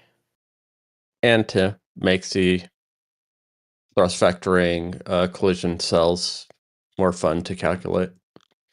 Right. We really should go back. I feel tempted to stay there, but we really should go back through. We'll come back in a minute. The first booster lifting. Who cares about the rest of the site? Honestly, I'm going to be entirely honest with you. Let's have a vote, chat. I could truly care less about the rest of Starbase right now. It does not matter. Yeah, I'm with Webby here. I agree. Well, we can see the launch site here, but like the apartment complex, who cares? Who really cares? All right, we'll stay here for a bit. First Block 3 booster getting lifted with Raptor 3s onto the brand new pad. This is the first vehicle in nearly 5 months at the launch site. It's this pad is 22 months in the making. Man. Cool. They also look like they're gonna for the 90 to the ridge as well. So yeah. The maximum heat soak that the bucket's gonna get. Yeah, they're definitely trying to test certain parts of the deluge as well as certain parts of the booster. So this is a verification of the pad and the booster without having to put all 33 engines on, which I understand entirely. This was probably a talk between the pad team and the booster team to figure out how they wanted to do this initial testing, and went, all right, we can do it this way. Yeah, we've got some engines here and a couple over here. Yeah. The row, the center, like 90 going straight down, is where you'll have the most plume contact. It seems to be mostly one side too, doesn't it? Nothing this side, a lot that side. No, there's one. You'll see soon. Yeah, there's one over there. There's one over there, yeah. So 30, let's go back to that diagram again. 30. Oh, that one. Okay, so that's right near the ridge. So that'll be about 30 or about here somewhere. No, if you look at the red on the paint in the bucket, you can see the locations of where. So yeah, they're also how much heat they're getting to the sidewalls is probably what 30 is. Yeah. So locks QD there going straight across the other side and just around a little bit. So the locks over there and just around a little bit. So 30's like here. Not that far. It's maybe still on the flat. No, it's still on the flat. It's off the ridge. If you look, there's a red tick mark on the ridge. I mean on the bucket. On the pipes and the deflector right there is where 30 would be hitting. So I think, Alex, you're pointing out where the plume hits, and Stephanie's talking about where the engine's actually located on the booster in relation to the plane of the clamps. Yeah. Okay. Yeah, no, I was... Thank you. Thank you. Mr. Hansen translates me quite well. Yeah. And there's the other engine on the other side. And just to let everyone know, the votes for which we watch is only count if they come in super chats. So send those super chats and we'll count your vote. I'm just kidding. Okay. Ryan, since you're here, how awesome is this? Because you're here. No, this is pretty cool. I think we've all been waiting a very long time to see these engines and all their glory attached to a vehicle. It seemed a little crazy when the renders first came out, and we were like, they're going to do what? And here they are, just hanging off the bottom of the new booster. So it looks really really cool, and yeah, they got a lot of instrumentation still. They got a lot of testing to do, and yeah, it's gonna be really cool to see what happens over the next couple of weeks with this. Congrats on your Pad 1 video, Ryan. That was pretty amazing. Yes, congrats. Figured I might as well put out, a couple of gigabytes worth of videos that have just been sitting on my hard drive for a while. Hey, it's still great work. So then 33, that's like 33 is over here, just to the other side of the ridge. So it's sort of over here or here on the engine, and then like down. Alex talk down here, Stephanie talk up here. I was wondering what was going on there for a second. I'm thinking, no, Alex, you don't understand. I didn't. Wait for that SpaceX post is what I'm waiting for. That's why it was great. Yeah. Ryan jumped in to translate. You can just see him getting, Ryan, you're saying the same thing. Yeah. So how many people expected, oh, look, there's a bird, look, it's going for a ride already. Funny. How many people expected not all the engines to be on there? I expected them not to put all 33 on there. I was expecting that kind of see, as soon as I heard the rumor on it, it made a ton of sense not to do it. And then now, of course, seeing the layout of what they're doing, it makes 1,000% sense as to what they're doing. They have a lot to test, and this is a great way to test it without putting 33 engines on it. And not only that, and I said this last night on the rollout stream, but they have fired these engines in a vehicle config on the test stand because they set it up for a vehicle config. But there's no such. But it's hard to replicate exactly the plumbing of a booster, especially when you're next to other engines. And testing with a smaller amount off the bat definitely helps. And of course, this also helps the pad team with the water deluge because this is the first time they've ever used a deluge like this. They've done buckets like these, but having a split bucket with a ridge is something new. So they want to test that, and this gives them the chance to do it. I'll admit, I kind of expected them to. Well, initially, I was thinking they would just install all 33, just thinking that there maybe was some heritage from the initial, version 1 booster campaign that they'd be able to apply a little bit of that knowledge to this. Even though there's a lot that's very different, there's still, fundamentally a lot of similarities. So I was kind of thinking they might just go ahead and do all 33, but now that I'm thinking about it more and realizing maybe what they're doing with the deluge, it seems like it's actually more of a pad test than like a vehicle test in some ways because they do need to apply some force to the buckets, underwater pressure, see how that fluctuates. Maybe there's probably a bunch of pressure sensors down in the bucket that they'll be using as well. So I think it's equally more 50-50 testing between vehicle and pad versus what we had with version 1 booster. If you think all the way back to B7 days, all they had was a concrete pad underneath the launch mount. It was, at that point, it was very focused on, okay, we're going to test the, spin up procedure of the engines that come from the pad, and then we're going to test the engines, themselves on the vehicle. So it's almost like they've expanded their scope of needing to test here. So it makes sense to do a partial subset, install first. Yeah, I was Team 33 up until last stream when I sort of spitballed about why it would be advantageous to come out with less. Kind of leads us to a question we've got from Tony UG. When did they last static fire with less than all engines fitted? Out of Booster 7. Yeah, That was, Booster I actually 7. have the date. If you go back to August 6th, I think it is. I think it's August 5th or 6th of 2022 is when they lifted Booster 7 back onto the mount with only the outer 20 installed. And that was after the spin boom. So they had all 33 installed. They tried to do a 33 engine spin prime. We know exactly what happened there.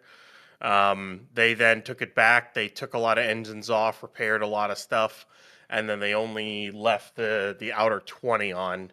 And they started to do small tests. They did I think that's when they did that 14-second or whatever duration test. They did some smaller subset of engines, rolled it back, installed the rest of them, and then built up to a 33 engine static fire.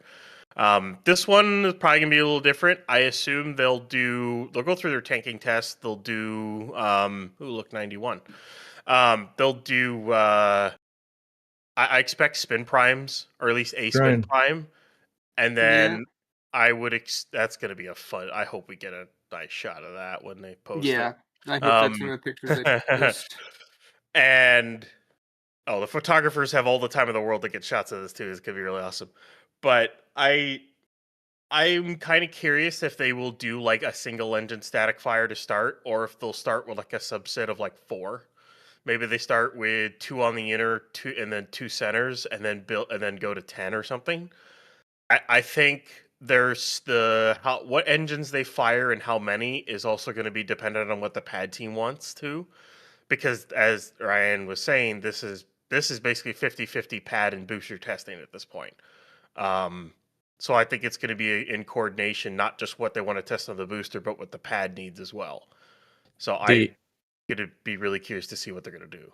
Another advantage of not fitting everything, you could put pressure transceivers up where the other engines would be and check for harmonics inside the plumbing for the adjacent engines and that sort of stuff, which you potentially wouldn't be able to put a sensor suite into the propellant feeds without. So that drone pilot.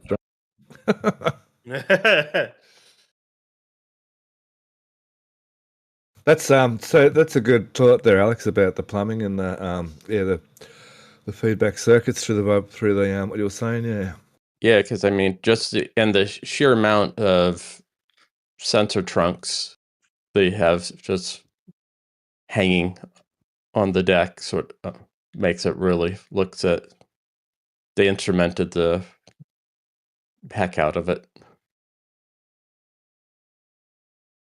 So Ryan, when they brought the booster in, did they have the sticks down, or did they have the sticks up high and then bring the sticks down over the booster? Did they? No, the sticks were all the way at the stop when the booster originally came in. They were wide open down at the stop. So the booster then rolled into them, and then the sticks went up and situated themselves under the grid fins sometime this morning. Well, there's a sight to behold. Booster on tower, pad 2 tower. It's like tower 3, really, but anyway. Are there any photographers? Yeah, right. Are there any photographers out there? Any people out there taking pictures, watching? I don't know.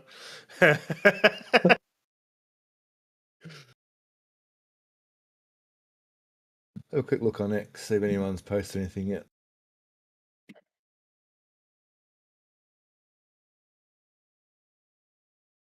There's a couple of posts. There's Anthony Gomez from Rocket Ranchers out there. It's not quite hooked up yet, so nothing right now. And then, of course, Starship Gazer got heaps of good photos. Again, Starship Gazer. Caesar.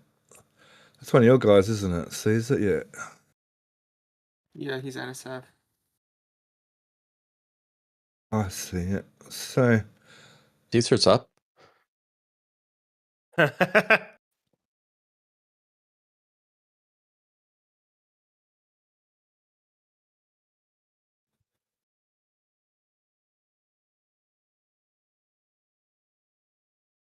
a question I had earlier was the orientation of the SPMTs. You can actually see it in here. They're that way around. That's they must have sort of gone. They must have crabbed the SPMTs back to bring it into the sticks with them on that 45-degree angle. That's what I'm thinking. Too bad you can't show SPL right now. I do have another question from Stephen Lewis. He's wondering if with the engine bell sticking out beyond the edge of the booster, will the clamp arm need to be closed to allow clearance? Yes. So can we see? Let's go back a They're frame. closed. They're closed right now. The clamp arms are closed on the pad.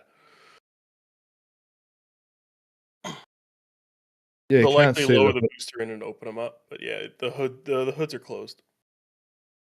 So even on this camera, we can see them when they're open, can't we? We can see these doors, can't we? Even on this camera. Yes, Yes. Yeah. it's spectacular.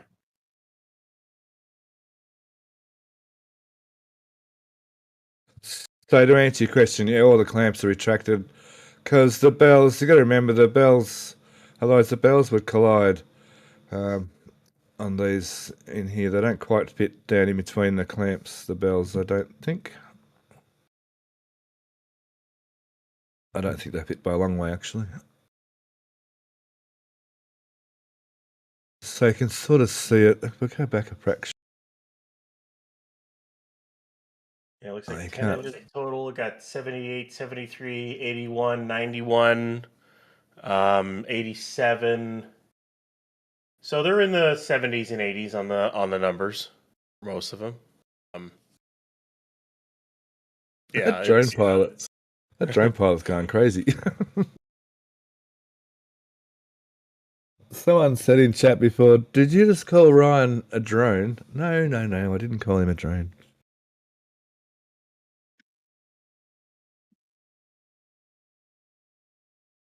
The yellow crane, yeah, I don't think we're going to get a static pilot in the next probably not even for a day or two, yeah. So the yellow crane is still up and hasn't been moved.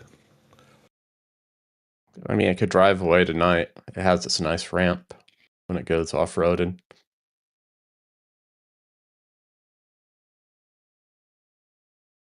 Matt.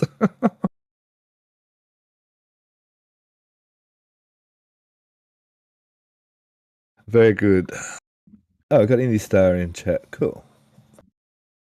Dave Avery's there as well, Indy's telling me.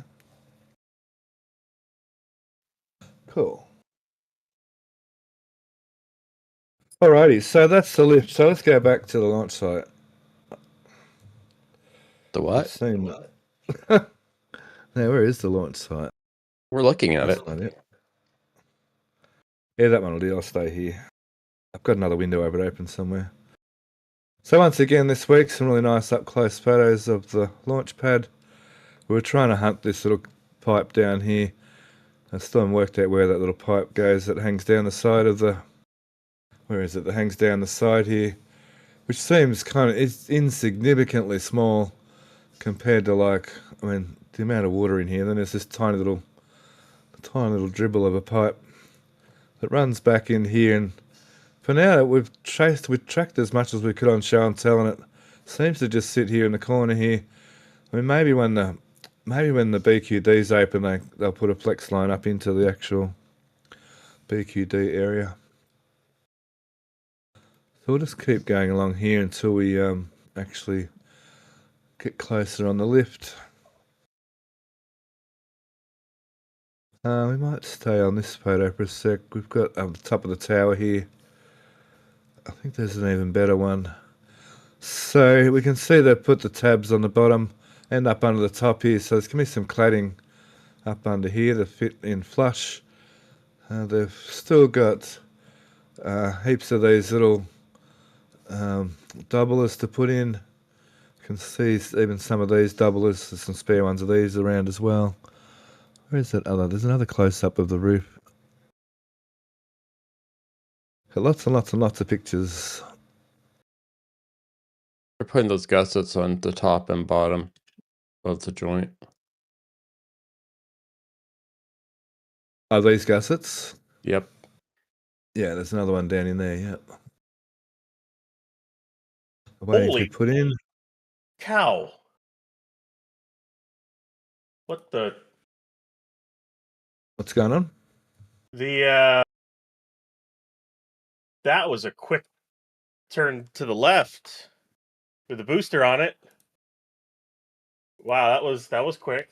The booster moved really, really quick to the left. It did. Yep. Like, But only a little bit, though, right? yeah, but that was a pretty quick move. It was a quicker move than what they usually do with those sticks. Agreed, but you didn't see any of the bells jolt or anything like that. Oh yeah, that was quite a jump. You're right. No, of course none of them moved, but still, I guess it goes to show the actual power of the actuators they installed on these things. Exactly. We've never actually really seen them do any quick movements with this, and looks like they're kind of moving the booster around a little bit, side to side, because this is the first time they're moving these they're moving these sticks side to side with any weight on them. It starts around 1352 and change.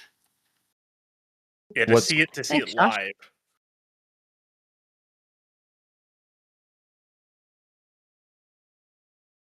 Kind of goes a little quick.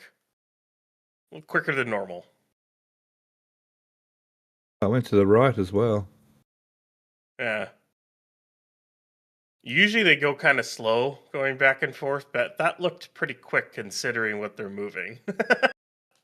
What's hilarious is the drill crane is slewing about the same time.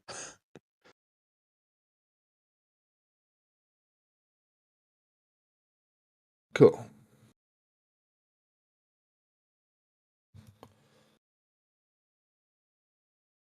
All right, we will get through the launch site, I promise. Yeah, they have the two they put those alignment posts, and on two of the back beams they have the tabs for guiding the outer edge. On the beams, if you follow that, where at the vertex, yeah, they have a little triangle there for guiding, and on the adjacent one to the right or the left, they have another one of those. Yeah. So the outer edge of those H beams are going to be offset from those back two beams. Yep. This was the shot I was actually looking for. Cool. They haven't cleaned the welds on the top of the 4 posts to accept it yet.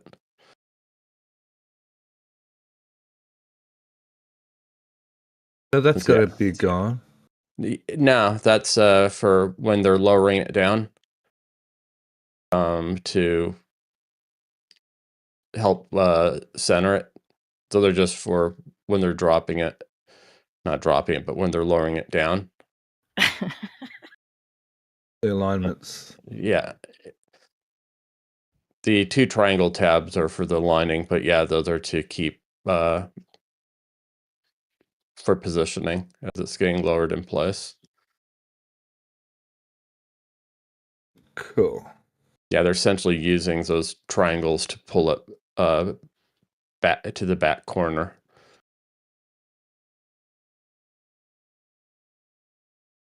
Now, the actual roof, we've got a picture of the roof here.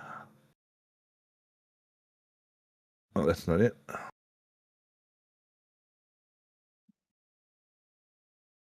There's a picture here somewhere of the roof. I'll zoom in here just for a sec while I'm looking for it. It's looking nicely completed. There seems to be a hole in the top there, Alex. Yeah, when I first started in the layout, I pointed that's where the roof access hatch stairs were going to be. And then the cladding for the sidewalls are right behind the MOVAC frac tanks. Yeah, that's been stacked up over there, yep. And all the railing for that roof surface is stage to the right of it.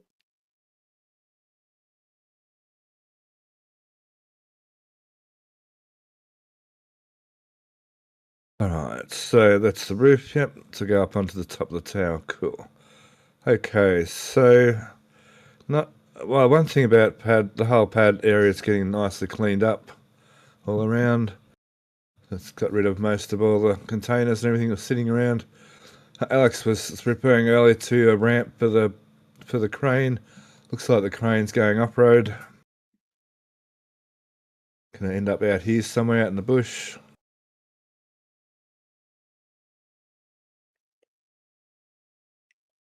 That's a long boom to have to lay back down. That's fun.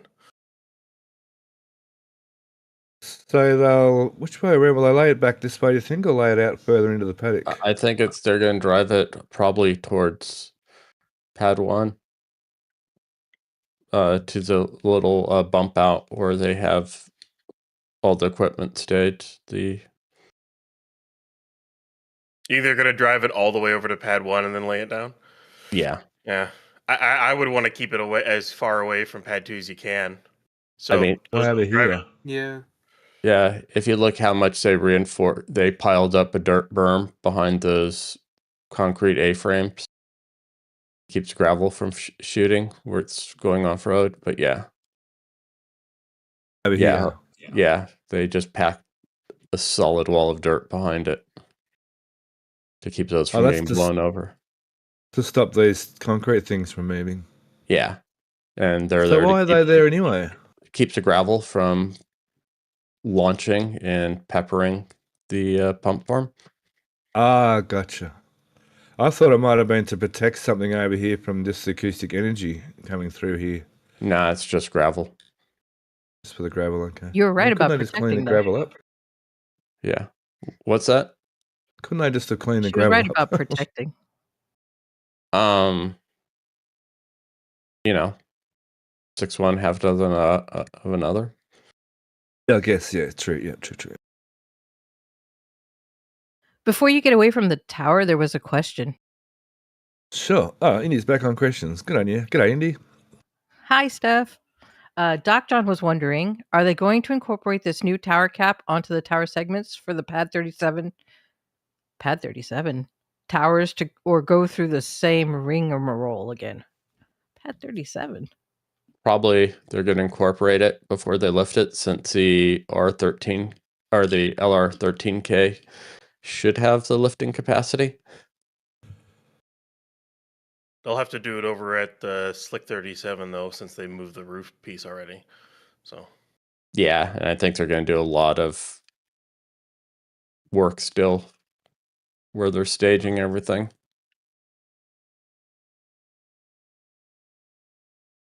Cool. Thanks, Indy. They must, I've seen them in like videos when they're building wind turbines, and they do drive them across dirt. There wouldn't be a lot of tolerance, would there? They'd have to be pretty level, yeah? There wouldn't be a great deal of tolerance of being out of level on the ground. I would have to pull up their manual. They're pretty, for moving versus carrying a load, they're pretty good. Yeah, and they're when they're not carrying a load, they're fairly light on their feet too, as far as I understand. But lots of surface area under the tracks compared to their weight. They've got the counterweight tray empty to move it over to where they're going to lay it down. So it should transport as it is now, and then they'll move the counterweight tray over to where it goes, and then they'll hook up the counterweight tray, put the counterweights back on it, and then lay it down. Oh, right up close and personal. That's going to be an interesting photo in a few days, next week, perhaps, or the week after at least. So expecting blacks or blues and purples on the flame trench colouring. Golds. Patina. Yeah. Oxidation. I'm not sure what oxidation state the chromium will be it, but yeah. Okay, so moving along. They're doing a little bit of work in this drainage area still. That front gate area, the one I believe, is pretty well finished off. Oh, there's all the counterweights. All the counterweights for the counterweight tray. Wow. Oh, they've been painting the wall. Looks a bit patchy on some of the photos, but I think once they do a coat or two, or an undercoat plus an overcoat, that'll all come good. The coating they're putting, the finished coating looks fine. It's the priming and the sealer that look a little off here. Have you looked at the tower roof? I know that there's some people in chat that were curious about the roof on the tower. Sure. There's the roof. What's the queries? Huh. They were Hey, just Alex, asking what about the new roof. don't look too close. It'll trigger your OCD. And so far beyond at this point. He's in so all many worn places down. too. Yeah, there's so many places. They broke me. Like here and here and here and You weren't in the show and over tell, and here. I was like, ooh, this is gonna trigger Alex when he sees it. Hey, part of that says that. Well, what's also triggering is the railing. How some of them, it looks like they're gonna reach over the edge, and some of them will just be like that one. It's just. Well, the crazy thing is from the ground photos, that is almost a meter thick. Those H-beams. Cut twice, measure once, right? Am I right? Yes. I nearly forgot to show. Sorry, I nearly forgot to show that to Alex. Oh, there's the photo I'm looking for. Sorry, Alex. It's all good. The part that was hilarious is one of these plates. Previously, they had it cut out to go around the bolt plate where they joined up, and they just cut that clean off. So well, because like these line up here, so I'm guessing they line up with a beam underneath. So it's like it was actually designed wrong in a way. No, they cut that after the fact. Originally it was overhanging the front beam. It was like the adjacent plate, but they cut that edge so that it was hanging back. Yeah, so they're exposing more of the beam on those outer edges. Gotcha. Yeah, they changed that. If we go back last week, I think it shows it, but 2 weeks ago, it definitely showed that top plate was significantly different before they trimmed it. Let me see if I can quickly find it. Still a lot of welding to go. Yeah. This could be a bit before this thing's ready to go on the tower. So they'll work on it in between booster testing, and then they'll have to finish the tower and bed off once booster testing is done, before the booster comes back out again for more testing.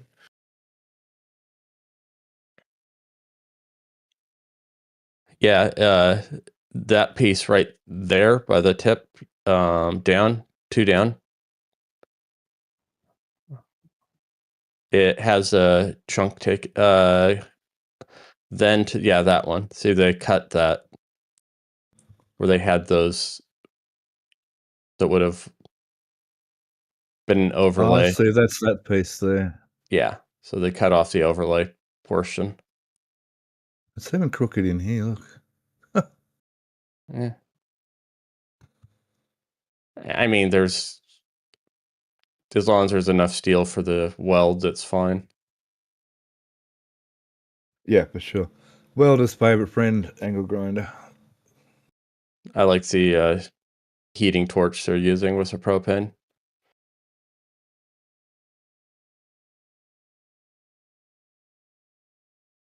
Where's that? Right there. There's a couple of the preheating propane torches. Oh, I got you here. Yep. Yeah. So, do you think this is going to be a comms tower or some kind of tower in the center here? Yeah. How's that lift get quickly? We'll keep jumping backwards and forwards here a little bit. So yeah, fair enough. Before that was quite exciting. So to see the lip, so it was good to watch that lip for a little bit. So that was okay. Once again, big shout out to Abbott Space for allowing us to use their streams from time to time. They let us use those streams on our weekly updates as well, freely as long as we give them a shout out. So big shout out to Abbott Space, aka Lab Padre. So they've rebranded to Abbott Space these days. So thanks a lot there. I believe I'll try. Lewis, isn't it his name? Yes.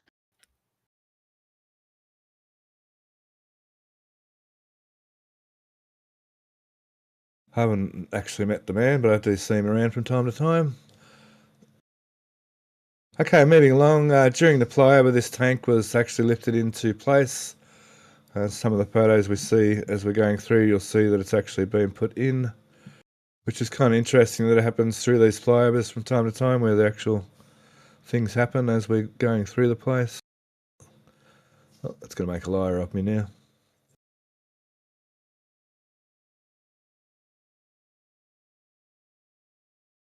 So there it is in.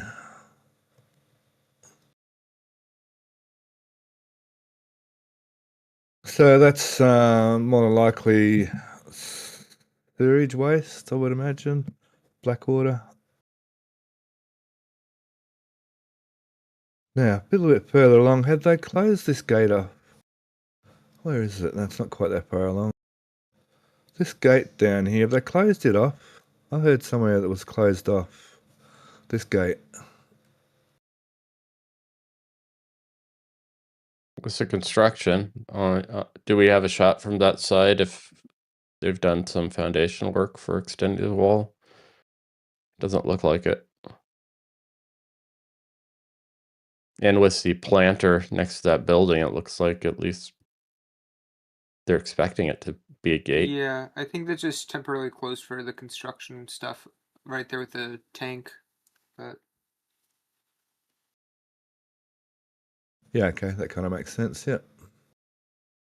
Oh, the tank's not in there. 1 minute's in there, 1 minute's not.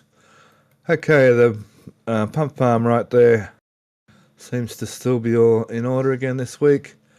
The I notice, where's another shot? There's another angle here. Well, that's not the right angle either. Look how dusty, there's so much dust just recently because of all the construction work going on. All the dirt earthworks going on. This one might show it. Both of the, I can't quite see that one, but both of the tower connections are still not connected. I think this shot might show it. The connection down in here somewhere missing, and one over here still missing. So not quite ready to pump cryos up to the tower just yet. Shouldn't be long though. One of these photos showed it better. There it is there. That one's missing. That link there is missing. And that link over there. Almost. Shouldn't be too much longer. They have been moving the QD arm. Obviously, to lift the booster today, the QD arm has been moving. So, shouldn't be too long. Though we did notice still on ground photos that there's a bit of electrical work still to go, maybe before they're ready to start sending propellants up to the actual QD arm. But it's not going to be needed for a little while still. Still got engines and so on to put on the ship, so a little while still before a ship gets here. Let's keep flashing back here every now and again. Let's grab a quick look. it's just Have been we got going back. a- They've just been moving it side to side, so I guess they're testing out the chopsticks. Cool.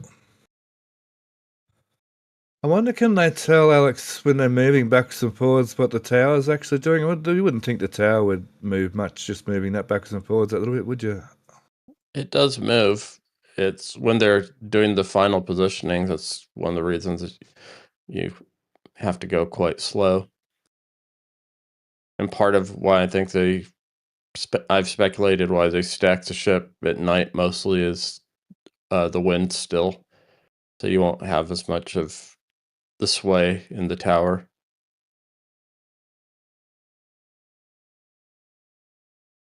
Because, yeah, everything, no matter how solid you make things, everything moves a little bit, don't they? Doesn't it? Yeah, if you make it too solid, it's brittle. Yeah. Okay, on to pad 1. Their pad rebuild now, not pad scrap anymore. It'll always be pad scrap to me. Yeah, it will always be pad scrap. Yeah. So tell me, have they used this drill yet anywhere? I think they briefly used it around the tower base. And that's just for testing, isn't it? Rather than anything else to test the soil. They can use it. It's a core drill, so they can also use it to set their dewatering well points. Okay, cool. Yep.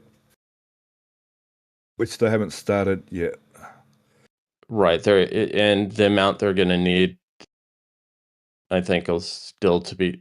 They've done enough work here. There might be enough blockage and depending on how tight the sheet piles are, they might not need to do the dewatering with the bottom plug or the aggressive. Oh, they're now translating over finally. That slew's pretty quick.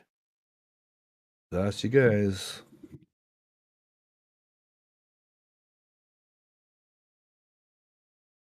$64. Did I say 67 before? 67's the best number.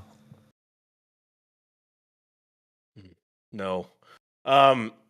This will probably take a while to get it over the pad, line it up, get it down, and get it all engaged. They're certainly taking their time with this compared to the past because it's a new pad, new sticks, new booster, new everything. 57, 91, 70. Are you saying no to 67 or no 67's the best number? No to 67. They have Gotcha. 67, number 67 engine, but no. So no, 67. What do you have against prime numbers? I don't have anything against prime numbers. I just have something against 67. Okay. Best vintage ever. 42 is Cool. the best number. We know this. Yeah. 42, yeah, the answer to everything, yeah. The ultimate answer to universe, life, and everything. Hitchhiker's Yeah, Guide that's to the quote. That'll be the quote. Yeah, so jet grading. So I was curious what this sort of river was, but that's the that's sort of the excess, isn't it? The jet grading gets flowing around here. Tailings. Spoils or tailings, yeah. So they're pretty well. They've done jet grading maybe like in this whole square in here. No, because they're going primarily along. They're not going to start doing their cutoff until the next to where the sheet piles are going to go on this eastern edge.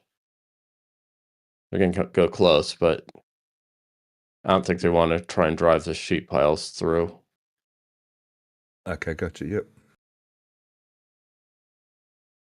So they finished that western side, and they've made good progress on this eastern side, and they're actually in the process right now of hammering one in.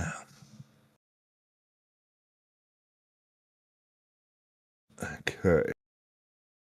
So that's sort of what else is going on around here? Just sheet piling, jet grading, getting that already. So they'll be one day soon. They'll start digging a trench, but they've got a bit more work to go yet. Yeah, they have some of the drill strings for the core driller. The orange ones right by the air compressor on the edge by the excavator. Yeah, right. right above your hand.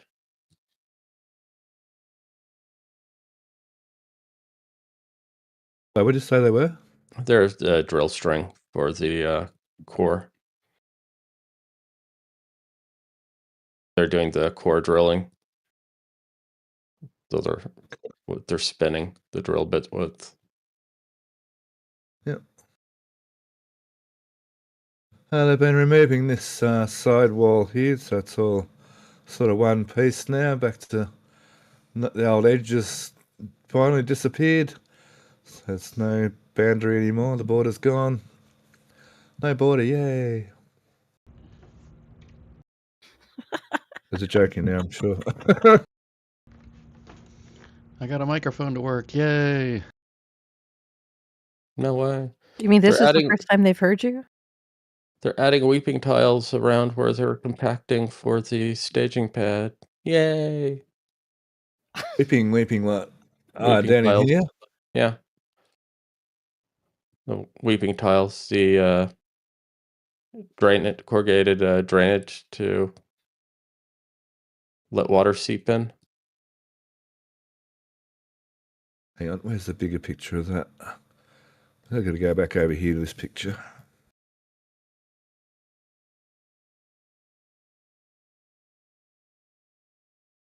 Is this what you're talking about, or is that just geotext over here? I haven't looked. I'm just looking at the coiled up ones on the eastern edge border. Yeah. And there's some at the top of the frame. The north, yeah. Yep.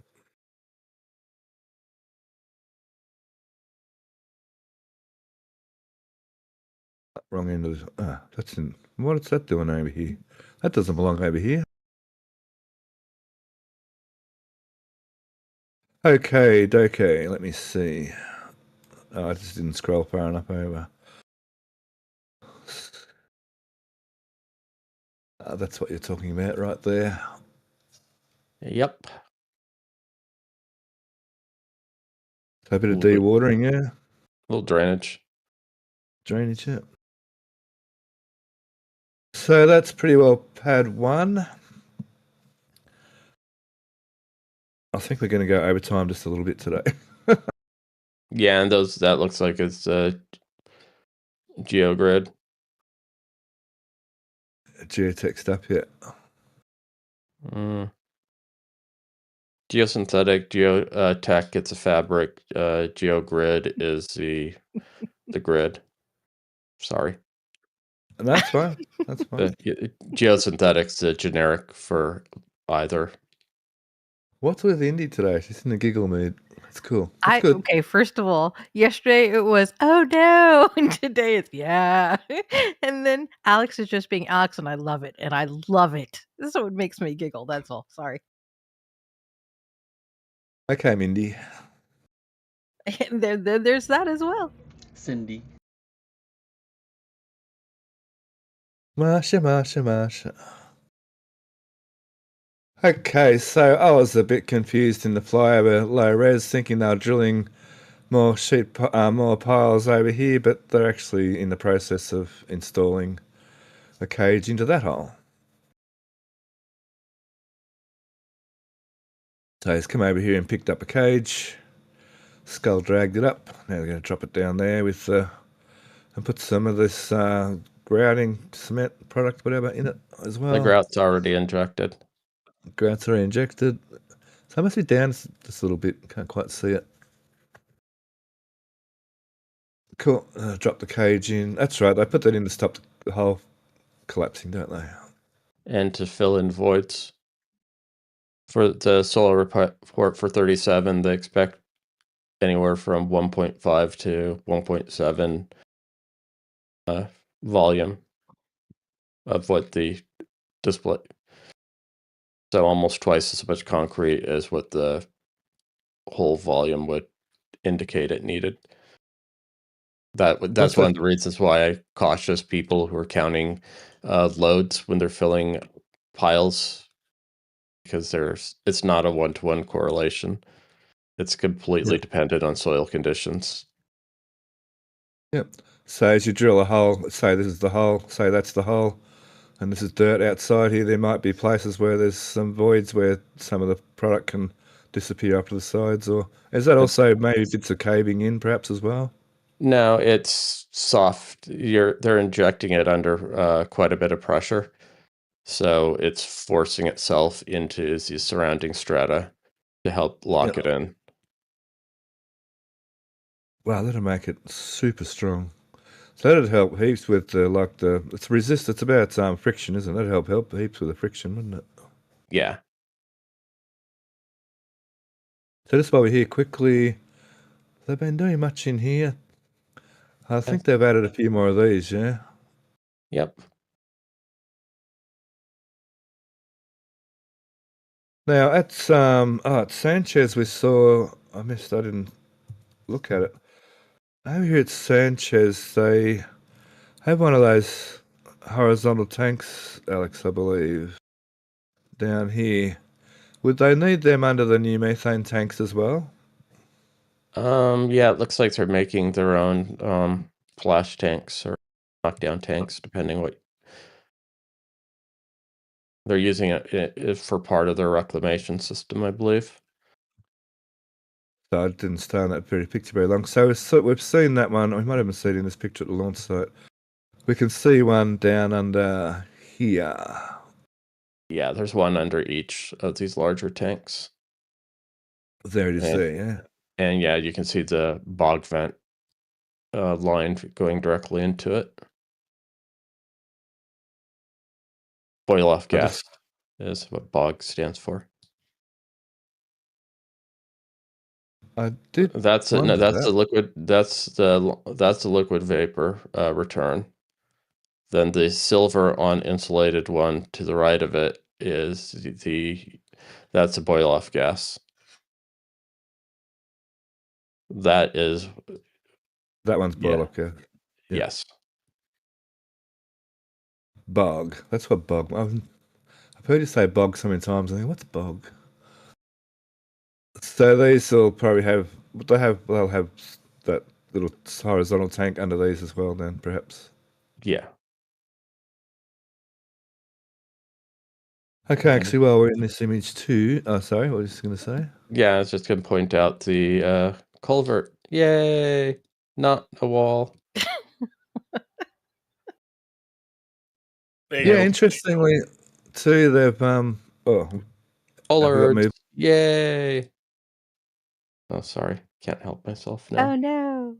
It's sitting over the mount right now. It's not really lowering, so they're going slow.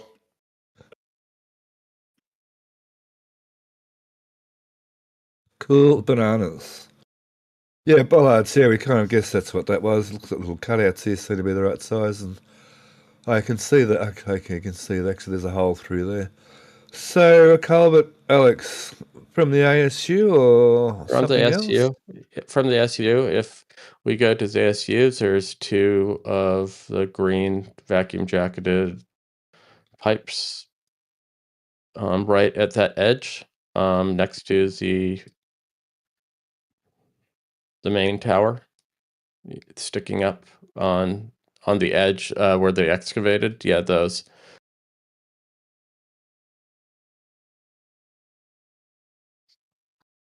It's outlets. Oh, so that's final product. Yep. And there's your supply to the tank farm, right? Yep. There they be. So the question is, why don't they tap straight into these? Why are they going around the corner this way? Probably because that pipeway again along Highway 4 is not long for this world. Gotcha. And they're probably going around the backside, and then they're gonna go around, and they're doing basically what they're doing is they're anticipating ahead for when all that piping and other stuff gets moved around in the future. So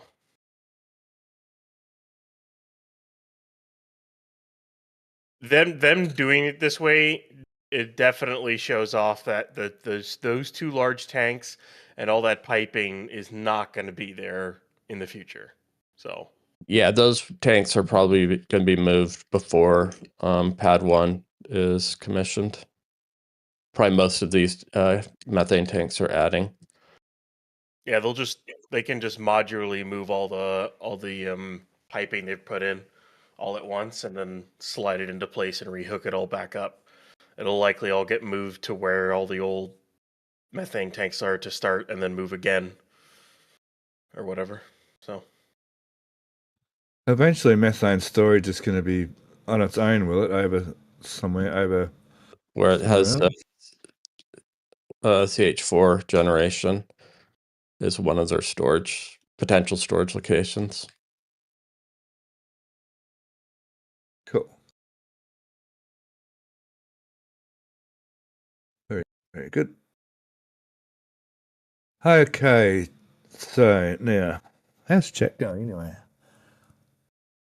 We're all glazing Alex. Oh, cool. You're getting some hate in the chat. Oh no. No hate. No hate. It's all love. I never Couple look haters. at chat. I'm Yeah, not that's good. really. That's all good. Hex, there's a question in chat. What does hex mean? Heat exchanger. Sure, those heat exchangers. It's basically another one of these. Yeah, it's probably going to be another.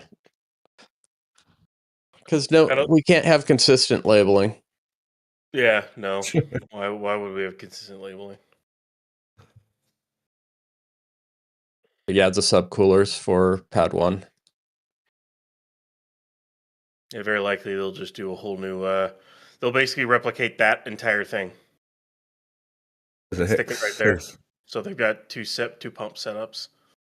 And then the question will be, will they use the dual lux pumps or keep the single? I'm going with dual. I think they'll go to the dual setup that they now use literally everywhere. Unless they're using those only for the combo where they're doing static fires and proof tests. And So do you think single? currently, if I were to open book on it, I would. Yeah, it'll Nice. more likely to be single, but depends on how the money moves. I'll adjust the line. I'm going to say dual. And it's dual, not dual. I'm telling you. Jewel, it's in Jewel Thompson. It's in. Yeah, dual is in. I know that's one of our little differences in our language. There's dual and there's herb. We say herb. So lots of bracing. Wow. No. Some significant bracing going on here. So that's what, more to do with vibrations from the launching or from just from the stabilizing the cooling tower. Yeah. I mean, the condensers in it. And so far, one new pipe.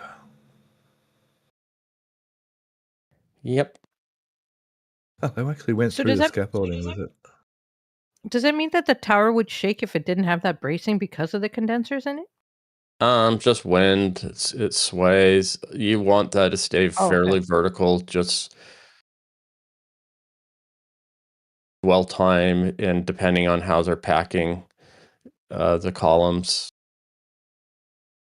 So it's not because of the condensers, but rather to protect the condensers. Yeah, you don't want swaying in your and as well, there's going to be quite a bit of energized airflow in the future here. Got it. Thank you. Sorry, Stepher. That's all good. Alex is really grok. They're commenting how you teach us. They're coming on how much you teach us all the technical stuff. So that's a positive thing. Someone said that you know so much knowledge that when you speak, sometimes it sounds like a riddle, which is true. Because you're like, what are you saying? And then you will explain it. You're very good like that. You have a lot of knowledge, and a lot of us appreciate how much you drop and teach all of us. So thank you. Some days. I'll try Most not to days. use it for power evil. You don't have to try. With great knowledge comes great responsibility. With great Now- power comes great responsibility. Yeah. Yeah. Spider-Man quote. Yep. Ben. But Uncle I had to Ben. modify it. Yeah, she was alternating it for the situation. The situation? What's around what? She was making it relevant, Ryan. I had to say the original still. There's a name for that, Ryan. It's called OCD. It's called Alex. I'm just kidding.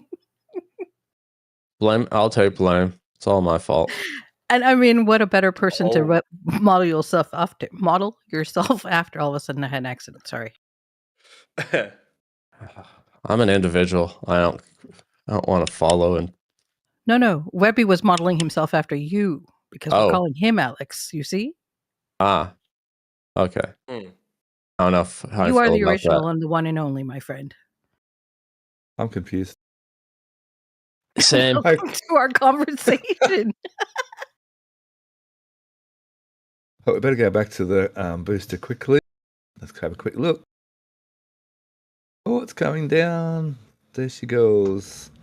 Yeah, literally just started coming down. Yeah. Inch by inch. I had an inkling. The universe was telling me. Thank you for getting the reference.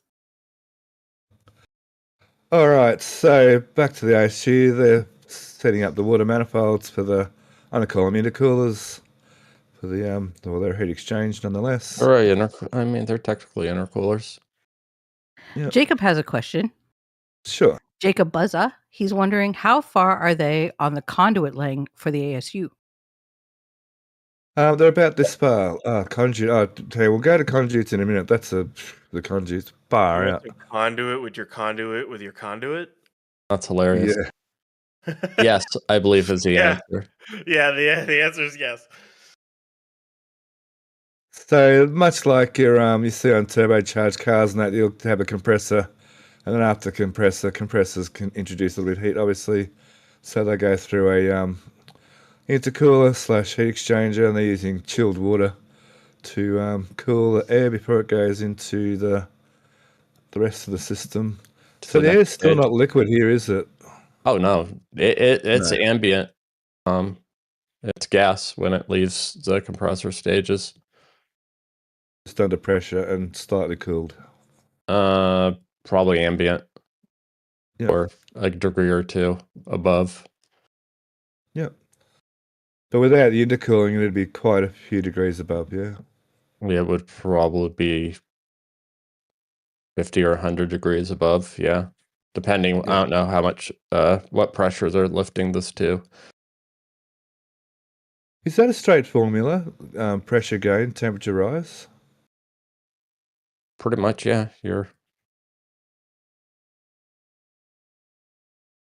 Cool. Yeah. So in here, you're saying this is the boost? They're booster compressors, yeah. You're taking some as a stream, airstream, and after it goes through the pre-purification stage, and you're pressurizing it to higher pressure, so that when you expand it, it'll get a lot colder that way. That's primarily what's doing most of the liquefaction. Gotcha. It seems small compared to the main compressor.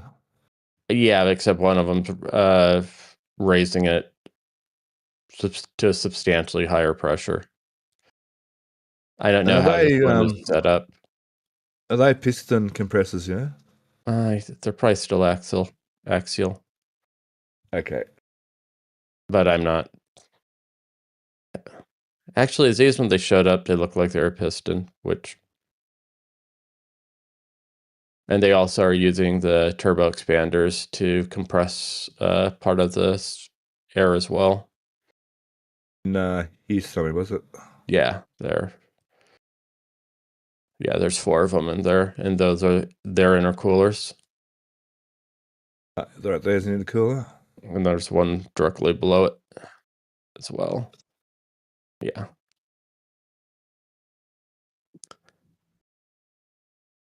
Now, on the conduits, yeah. So in this area, so there's some conduits over on that side over there. And now they're putting, I'm guessing these are the main conduits, probably for these high voltage motors and what have you. And then, so we go over to this other area. I want to see conduit. You ready? Hang on to your hats. We've got conduit galore. Gee, I'm still, I don't know. It's just looking so much like a bunker. I don't know. Maybe not, but all my eyes see here is bunker. I mean, you have the 3 volts for the main power end that they're just installing. Over these 3? No, the 3 that they're installing. Those 3 are the ends. Because there's power over here in volts somewhere. No, they're not. They were just sitting there. They're being installed here. Okay, cool. Yep. So that might be that line there. And this line here, that'll go around, stay in this trench when they're coming around. I mean, you're going to have the power feeds and you're going to have sensor feeds. And then you're going to have lots of cooling towers through here. So does that answer your conduit question? Yeah, so heaps of risers. These are sort of 45-degree risers. So I'm thinking that this base level down here, this level down here is the same base level down through here. And then that height up there is similar to that height. I'm sort of thinking just by eye. Yeah, they're all. So there was a question from Jacob again. Jacob's wondering, how is the ASU being built? Has Air Liquide given SpaceX instructions essentially, or are they on site helping them? Air Liquide is building it. It's their contractors. They generally, most of them, they'll run the final installations as well. I think the only help SpaceX is doing is helping it line up with the runs to the tank farm, and then on top of that, when they had to bring the 11K over. Other than that, SpaceX it'd mostly be Air Liquide just building it, because they do it they build them all the time. So And manage and. Mm-hmm. I thought the main lines terminate here somewhere in volts from way earlier. There's lots of volts terminating along there, and then you have the feeds going to the distribution. I mean, there's 3 volts that are feeding the old tank farm.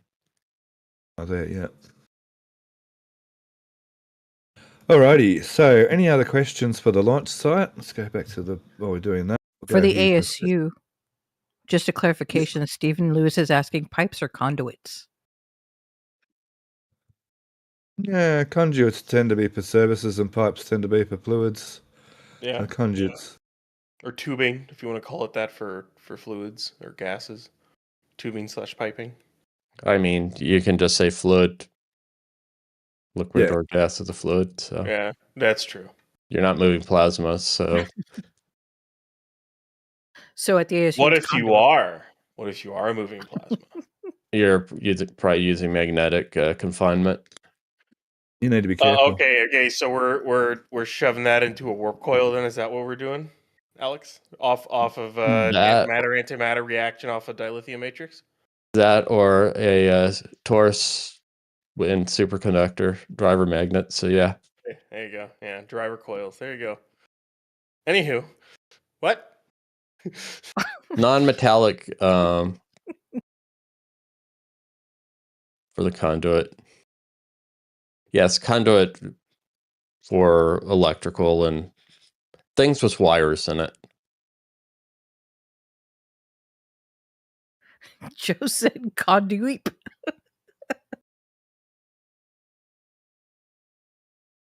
Hey, don't Matt, make what are you fun of my asking about? pronunciation.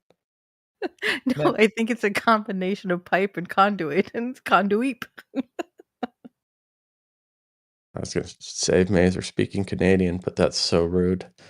I was going to say that's that Canadian talk coming out. I mean, that's that Californian talk coming out. Sorry.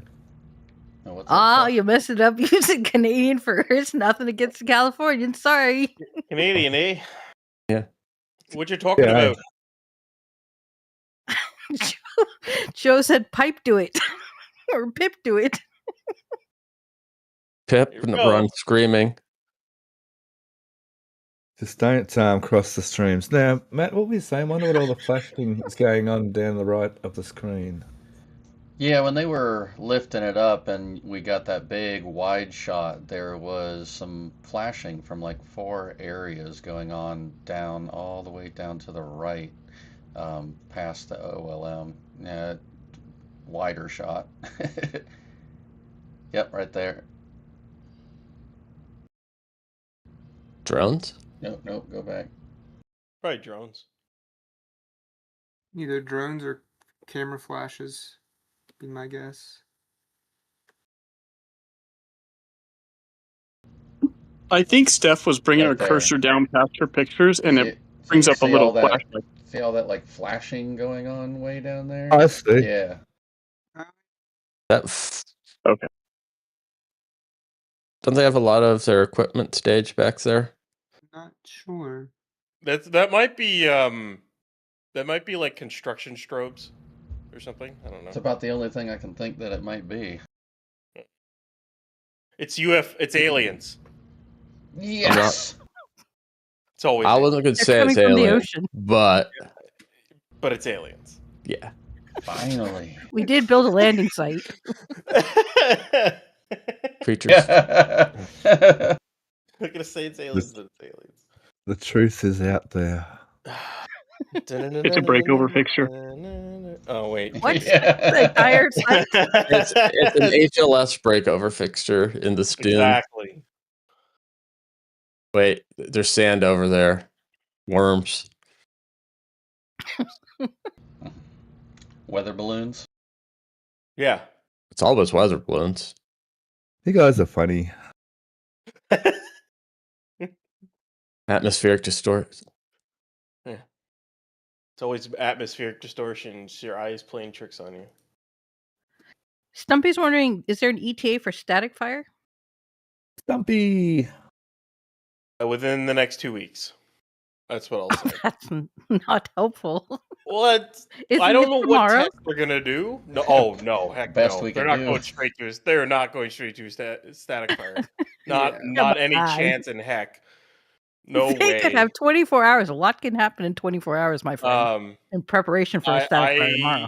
We'll see if it's at the end of this week, but I'd bet money it's not till next week. Or I should say, like, I would bet it's not till the week of the 16th when they static fire it. So some answers to your flashing could be swamp gas, or it could be the tape fencing fluttering in the wind. That sounds too close to a legitimate answer. I will not Yeah, it's aliens. that in this discussion. Yeah, we don't play real here. Yeah, this No. is not this kind of environment. What's Why does swamp gas? Yeah, why does it flash? It combusts. You can have little flames coming off of methane from swamps. This Like so is that Princess actually still Bride. going down? Oh, yeah, it's going down. It is very slowly. It's almost there. Being lowered, I should say. Yeah, they're being gentle, aren't they? So now we decide either to end the stream, Matt, or we continue watching this booster thing. So doesn't bother me. I've got all day. Doesn't worry me either way. Let's wait for the doors to pop open. I pretty well finished the looking at all the pictures, I think. So I'll so as far as the aerial photos and the actual proper part of the stream. I guess we pretty well concluded that. So if there's any other late questions about the whole Starbase in general, please feel free to flood us with some questions in chat. And the longer we have questions in chat, the longer we'll continue to watch the booster being lowered in. And yeah, I think it won't hurt to run the stream right now till we see the clamp arms open up. So carry on. There are 2 questions. There are 2 questions pending. If you're ready. Sure. Seismic asks, "What are they digging behind Mega Bay 1?" Oh yeah, I saw that question earlier. Actually, going to go back to there. Some services, I think. Let me see. Where was that? I saw that question earlier. Yeah, they are putting that tank in over by the mega bunker, and if you look right next to here, there's a couple tanks there also, so they might just be getting down to put those tanks in. I think it's to do. I thought it might be to do with getting services over to the Gigabay, because there are services down in here. There's Could be. there's gases. There's gases in here from from this gas farm here. You've got argons, and I think it's got oxygen as well. There's a few commodities here that they've piped around the whole factory, into the bays. We saw that quite a while ago, that getting put in. You can see them coming in. I used to be able to see them coming in. Here somewhere. Here they are here. And you can see them coming in on the back of the factory too. So I think it's that. One guess is it's those commodities getting piped over to getting ready to go into the Gigabay. So they've had to disconnect them from the old, the old high bay, obviously, and they're. I think that's what's going on there. Looks like that might be new too. Some of this. That's my guess, anyway. Yeah, that's another shot over here. Yep. Because there's in here. See, there was some. Remember when I was first doing the puddings and that? There was a heap of this corner of the Gigabay is where all the services enter the Gigabay. In here, there'll be like a service, like a big switchboard room for services and so on. And that all came in through here. So I'm pretty sure it's coming in through here. They've just finished in here too. But tanks could be something to do with tanks. But yeah, I'm kind of thinking that's what I'm saying. Cool. Thanks, Indy. Sure. The second question is actually from Kiwi Liam.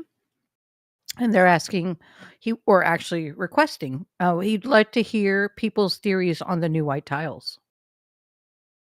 They're tiles without coating.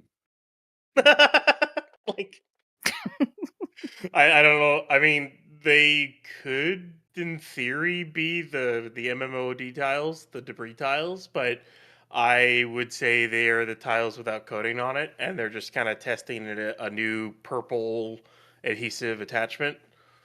That's all they're doing. Yeah, I would think they're just doing more tile testing, like we saw with the other previous flights. One thing I'll jump in here real quick and add is we did see that purple adhesive on 39 as well in certain places, I believe. So it's probably not strictly an adhesive test as in like the first time they're testing it, but probably maybe some further testing.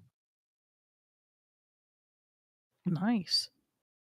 Jap Kuipers then wants to thank you for switching to Avid during another great show, and they've been a member for 32 months. The next question is from Moody Blues. They're asking, how many engines installed on the booster? 10. And Capsix was actually kind enough to put the numbers in chat. So if you scroll up a little bit, you'll be able to see all the engine numbers. And thanks, Capsix. And then Craneman wants to know, are the angled parts below on the chines to prevent the clamp arm doors bumping into the booster? Where's that image? No, because they're retracted when they put the booster in. Also, those angles were on the bottom of the chines before on the older versions as well. Oh, so I think I misheard the question. These angles, you mean? That's what I thought he was asking about. Even I thought that. I think it's Wasn't it just- primarily because of the pipes that go around, so they don't have to go through the chine. They just basically truncate it so it's a flat surface. That also allows a bulkhead for some of the lines to go basically straight up into the chine versus having to go at like an angle through a tilted surface. Could it be for basic aerodynamics too, sort of? On return, you mean? Yeah. No, there's nothing aerodynamic about those. For the most part, the shock is going to be well outside of that, so it shouldn't have anything to do with that. It'd just be low pressure, slower moving air, if anything. The Okay. engines are going to create a decent bow shock around the booster. Just all on their own. Now, were the white tiles on the downward facing side or on the leeward side? They were on the leeward side. And was that only on the nose cone, was it? Yeah. So far, there's 2 patches on the nose cone, and that's it. We don't really know which. It's the NC that we think could be S45, but we haven't seen a label, so we don't really know what ship it's for, or if it's just an experimental nose cone. We don't really know. It's kind of complete guesswork until we see it roll and get stacked onto something. So all we know is that they've used adhesive to attach possibly non-coated or dummy tiles to the leeward side of a ship. That's all really leeward side of a nose cone. So, I mean, if you're not being subjected to as much atomic oxygen, you don't need as much as the more ablative, more protected surface.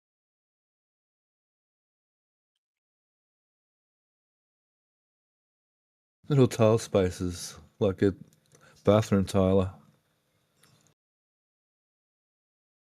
So Willem has a question. He's wondering how long until we would see the ship static fire, and will they hook ship up to the testing jig again, or remove all the stuff they used for the cryo? ?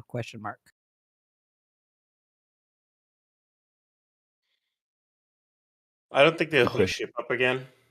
My guess is they'll probably remove the chopstick sims and whatnot. They don't really need those anymore. They've done the testing. SpaceX even called it squeeze testing, which was kind of cool. I think that'll get removed off. The flap stuff, they may keep that around to test a couple of. They might test S40 that same way too. We'll see. It definitely looks like all cryos are now going to happen at the static fire stand from now on. But with the way they're building the new thrust sim stand, that looks like to be the new thing. All cryos, all static fires are going to be at that stand. So I don't really know what's going to happen to the ship stand, but I don't think it's going to get used anymore at this rate, unless they mod it more. You just cut down your number of tests you can do in half by that little maneuver. Yeah. So which is odd. It is odd that I don't know why they built that, and they didn't stick with the system they did now. Well, in 6 months to a year, they might have plenty of room for expanding masses.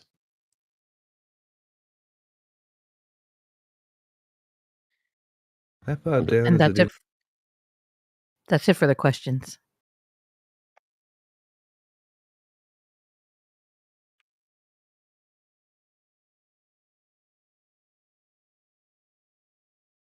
Could the white tiles be already starting to maybe test, like, to resist heat penetration into the vehicle?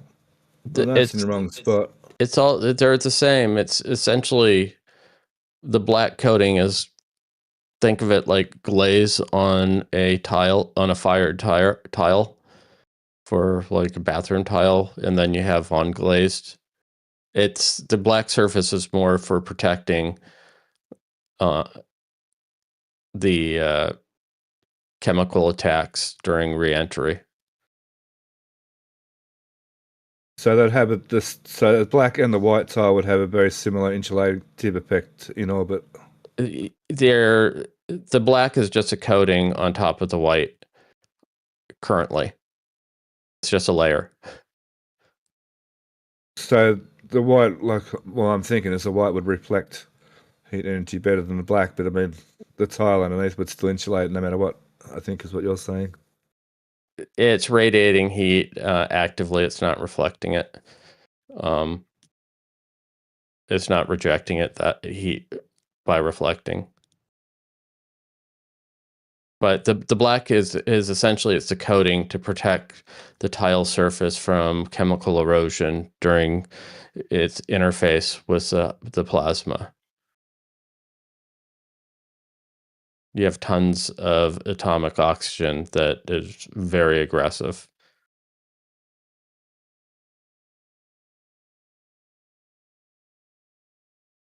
Cool. But the underlying, both of them have the white is basically grind off the black layer, and you have a white tile. Yeah, yeah.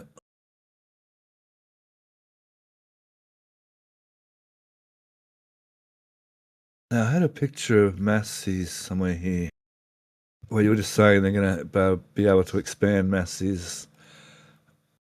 They've got sort of some of this land on this side over here. Let's see if I can quickly find it. The map that you had earlier, or that was just up. Wetlands map? No, that's not the expansion. Earlier in the show, you had it. It's for the land swap. That one. The red. There's Massey's there, yeah. So they've got all this. They can expand Massey's. Potentially, if this goes through, yeah, they're going to have all of that on either side. That'd be some serious groundwork to fill all that in and expand it. Yeah. But Yeah. hey, if they do that, they can make a second ship static fire trench. I mean, they might have to leave that little, I'm not sure what the name of the little water, their moat, and just build adjacent to it. Build a bridge. Or just fan out from the road and have, I want a bridge, though. Okay. I want a bridge, and they can roll the ship over a bridge, although that's a significant bridge to take that much weight. Not really. The SPMT's tire loading is very similar to your normal road. SpaceX is going to go into the bridge building business. Let's go. Okay. We'll see how that works.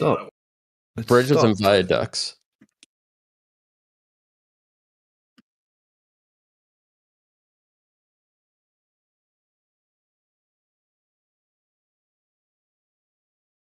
All right, so it seems to have stopped. The body of water is called an oxbow. No, it's not. It's a billabong. All right, get it right. I'll show you a billabong. Hang on. But was that man made, or is that an actual river channel?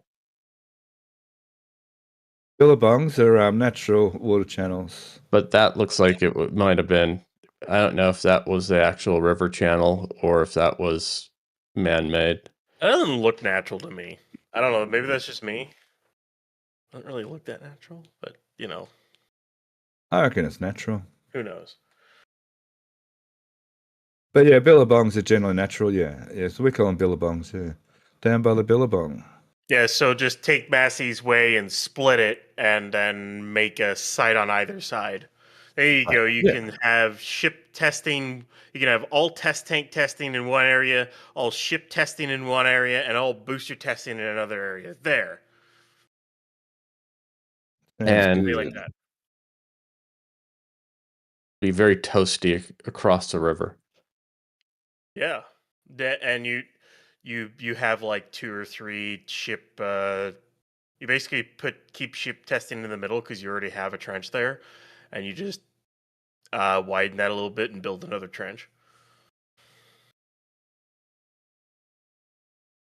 Or build a trench on the other side. Maybe you can't really split it up that much because it's kind of hard to build another trench in that same area. So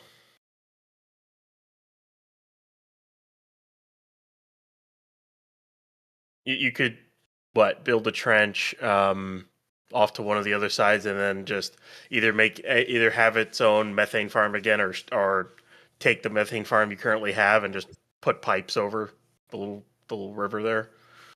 Transfer cryo. Right. Senti. Yeah, right, cool. All right, yeah, we'll do that. Just quickly, Senti in chat said billabongs have crocodiles. Crocodiles are only up north. Down here where I come from, down around Victoria, we have plenty of billabongs and there's no crocodiles. I think this has alligators. We don't have alligators.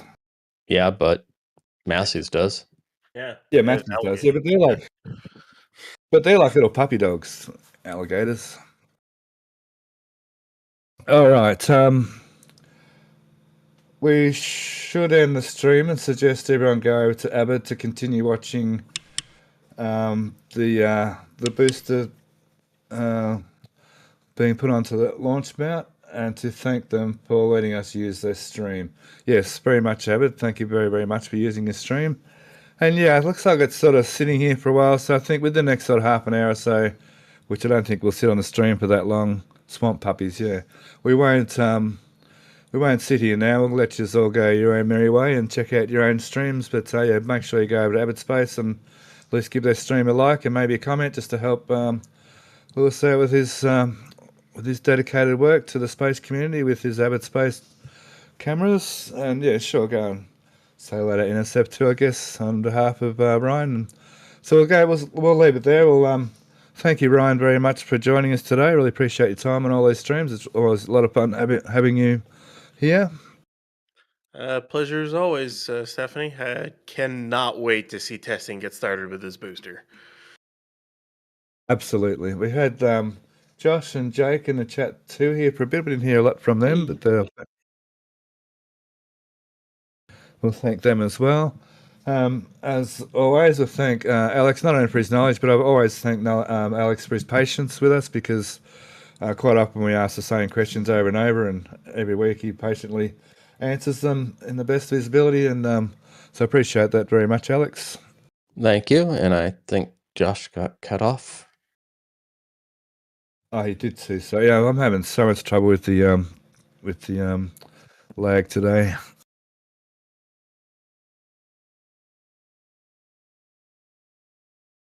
He's not going to say something there, Josh. No worries. Happy to join as always. There you are. Cool. And Indy for jumping in late in the stream to help with the questions and donations. Always my pleasure. Thank you for having me. And Todd earlier for helping out as well. Thank you, Todd. Well, I lost Todd. You're most welcome. Butter. Todd seems to have gone. And I've been Stephanie B, and I appreciate, once again, I feel quite honoured to be able to continue to be doing these live streams, and I really appreciate everyone's time and patience with me doing them. So thank you all for listening to me, and I'll hand it over to Matt, our wonderful producer, who's turning all the knobs and pushing all the buttons. Thank you, Matt. Absolutely. It is my pleasure to be here, and glad I could get a mic working again so that we could finish this off just right. But big thanks again to Avid Space for allowing us to use the stream and be able to show you guys the booster lift and everything in real time. That was really awesome. And if you guys are still interested in watching, please go over to Avid Space and give them some likes and watches and give a little bit of watch time to them. We really appreciate that. So, other than that, we also have our Starbase Expanded coming up on Tuesday at 6 p.m. Central. For those who haven't seen it or don't know about it, this is where we go over all the things at Starbase that we've learned since today's stream. So, it gives us a couple of days to kind of digest everything and see some of the things that we've missed and for other things to happen. We also go over a lot of the external sites like Rio West. We go a little more in depth with the ASU, land swaps and permits and all kinds of good stuff. So if you guys like everything Starbase, please be sure to join us over there. So with that, we want to thank you, and we will end it off here. Most engines cut off. Hot staging confirmed. Love you. Bye.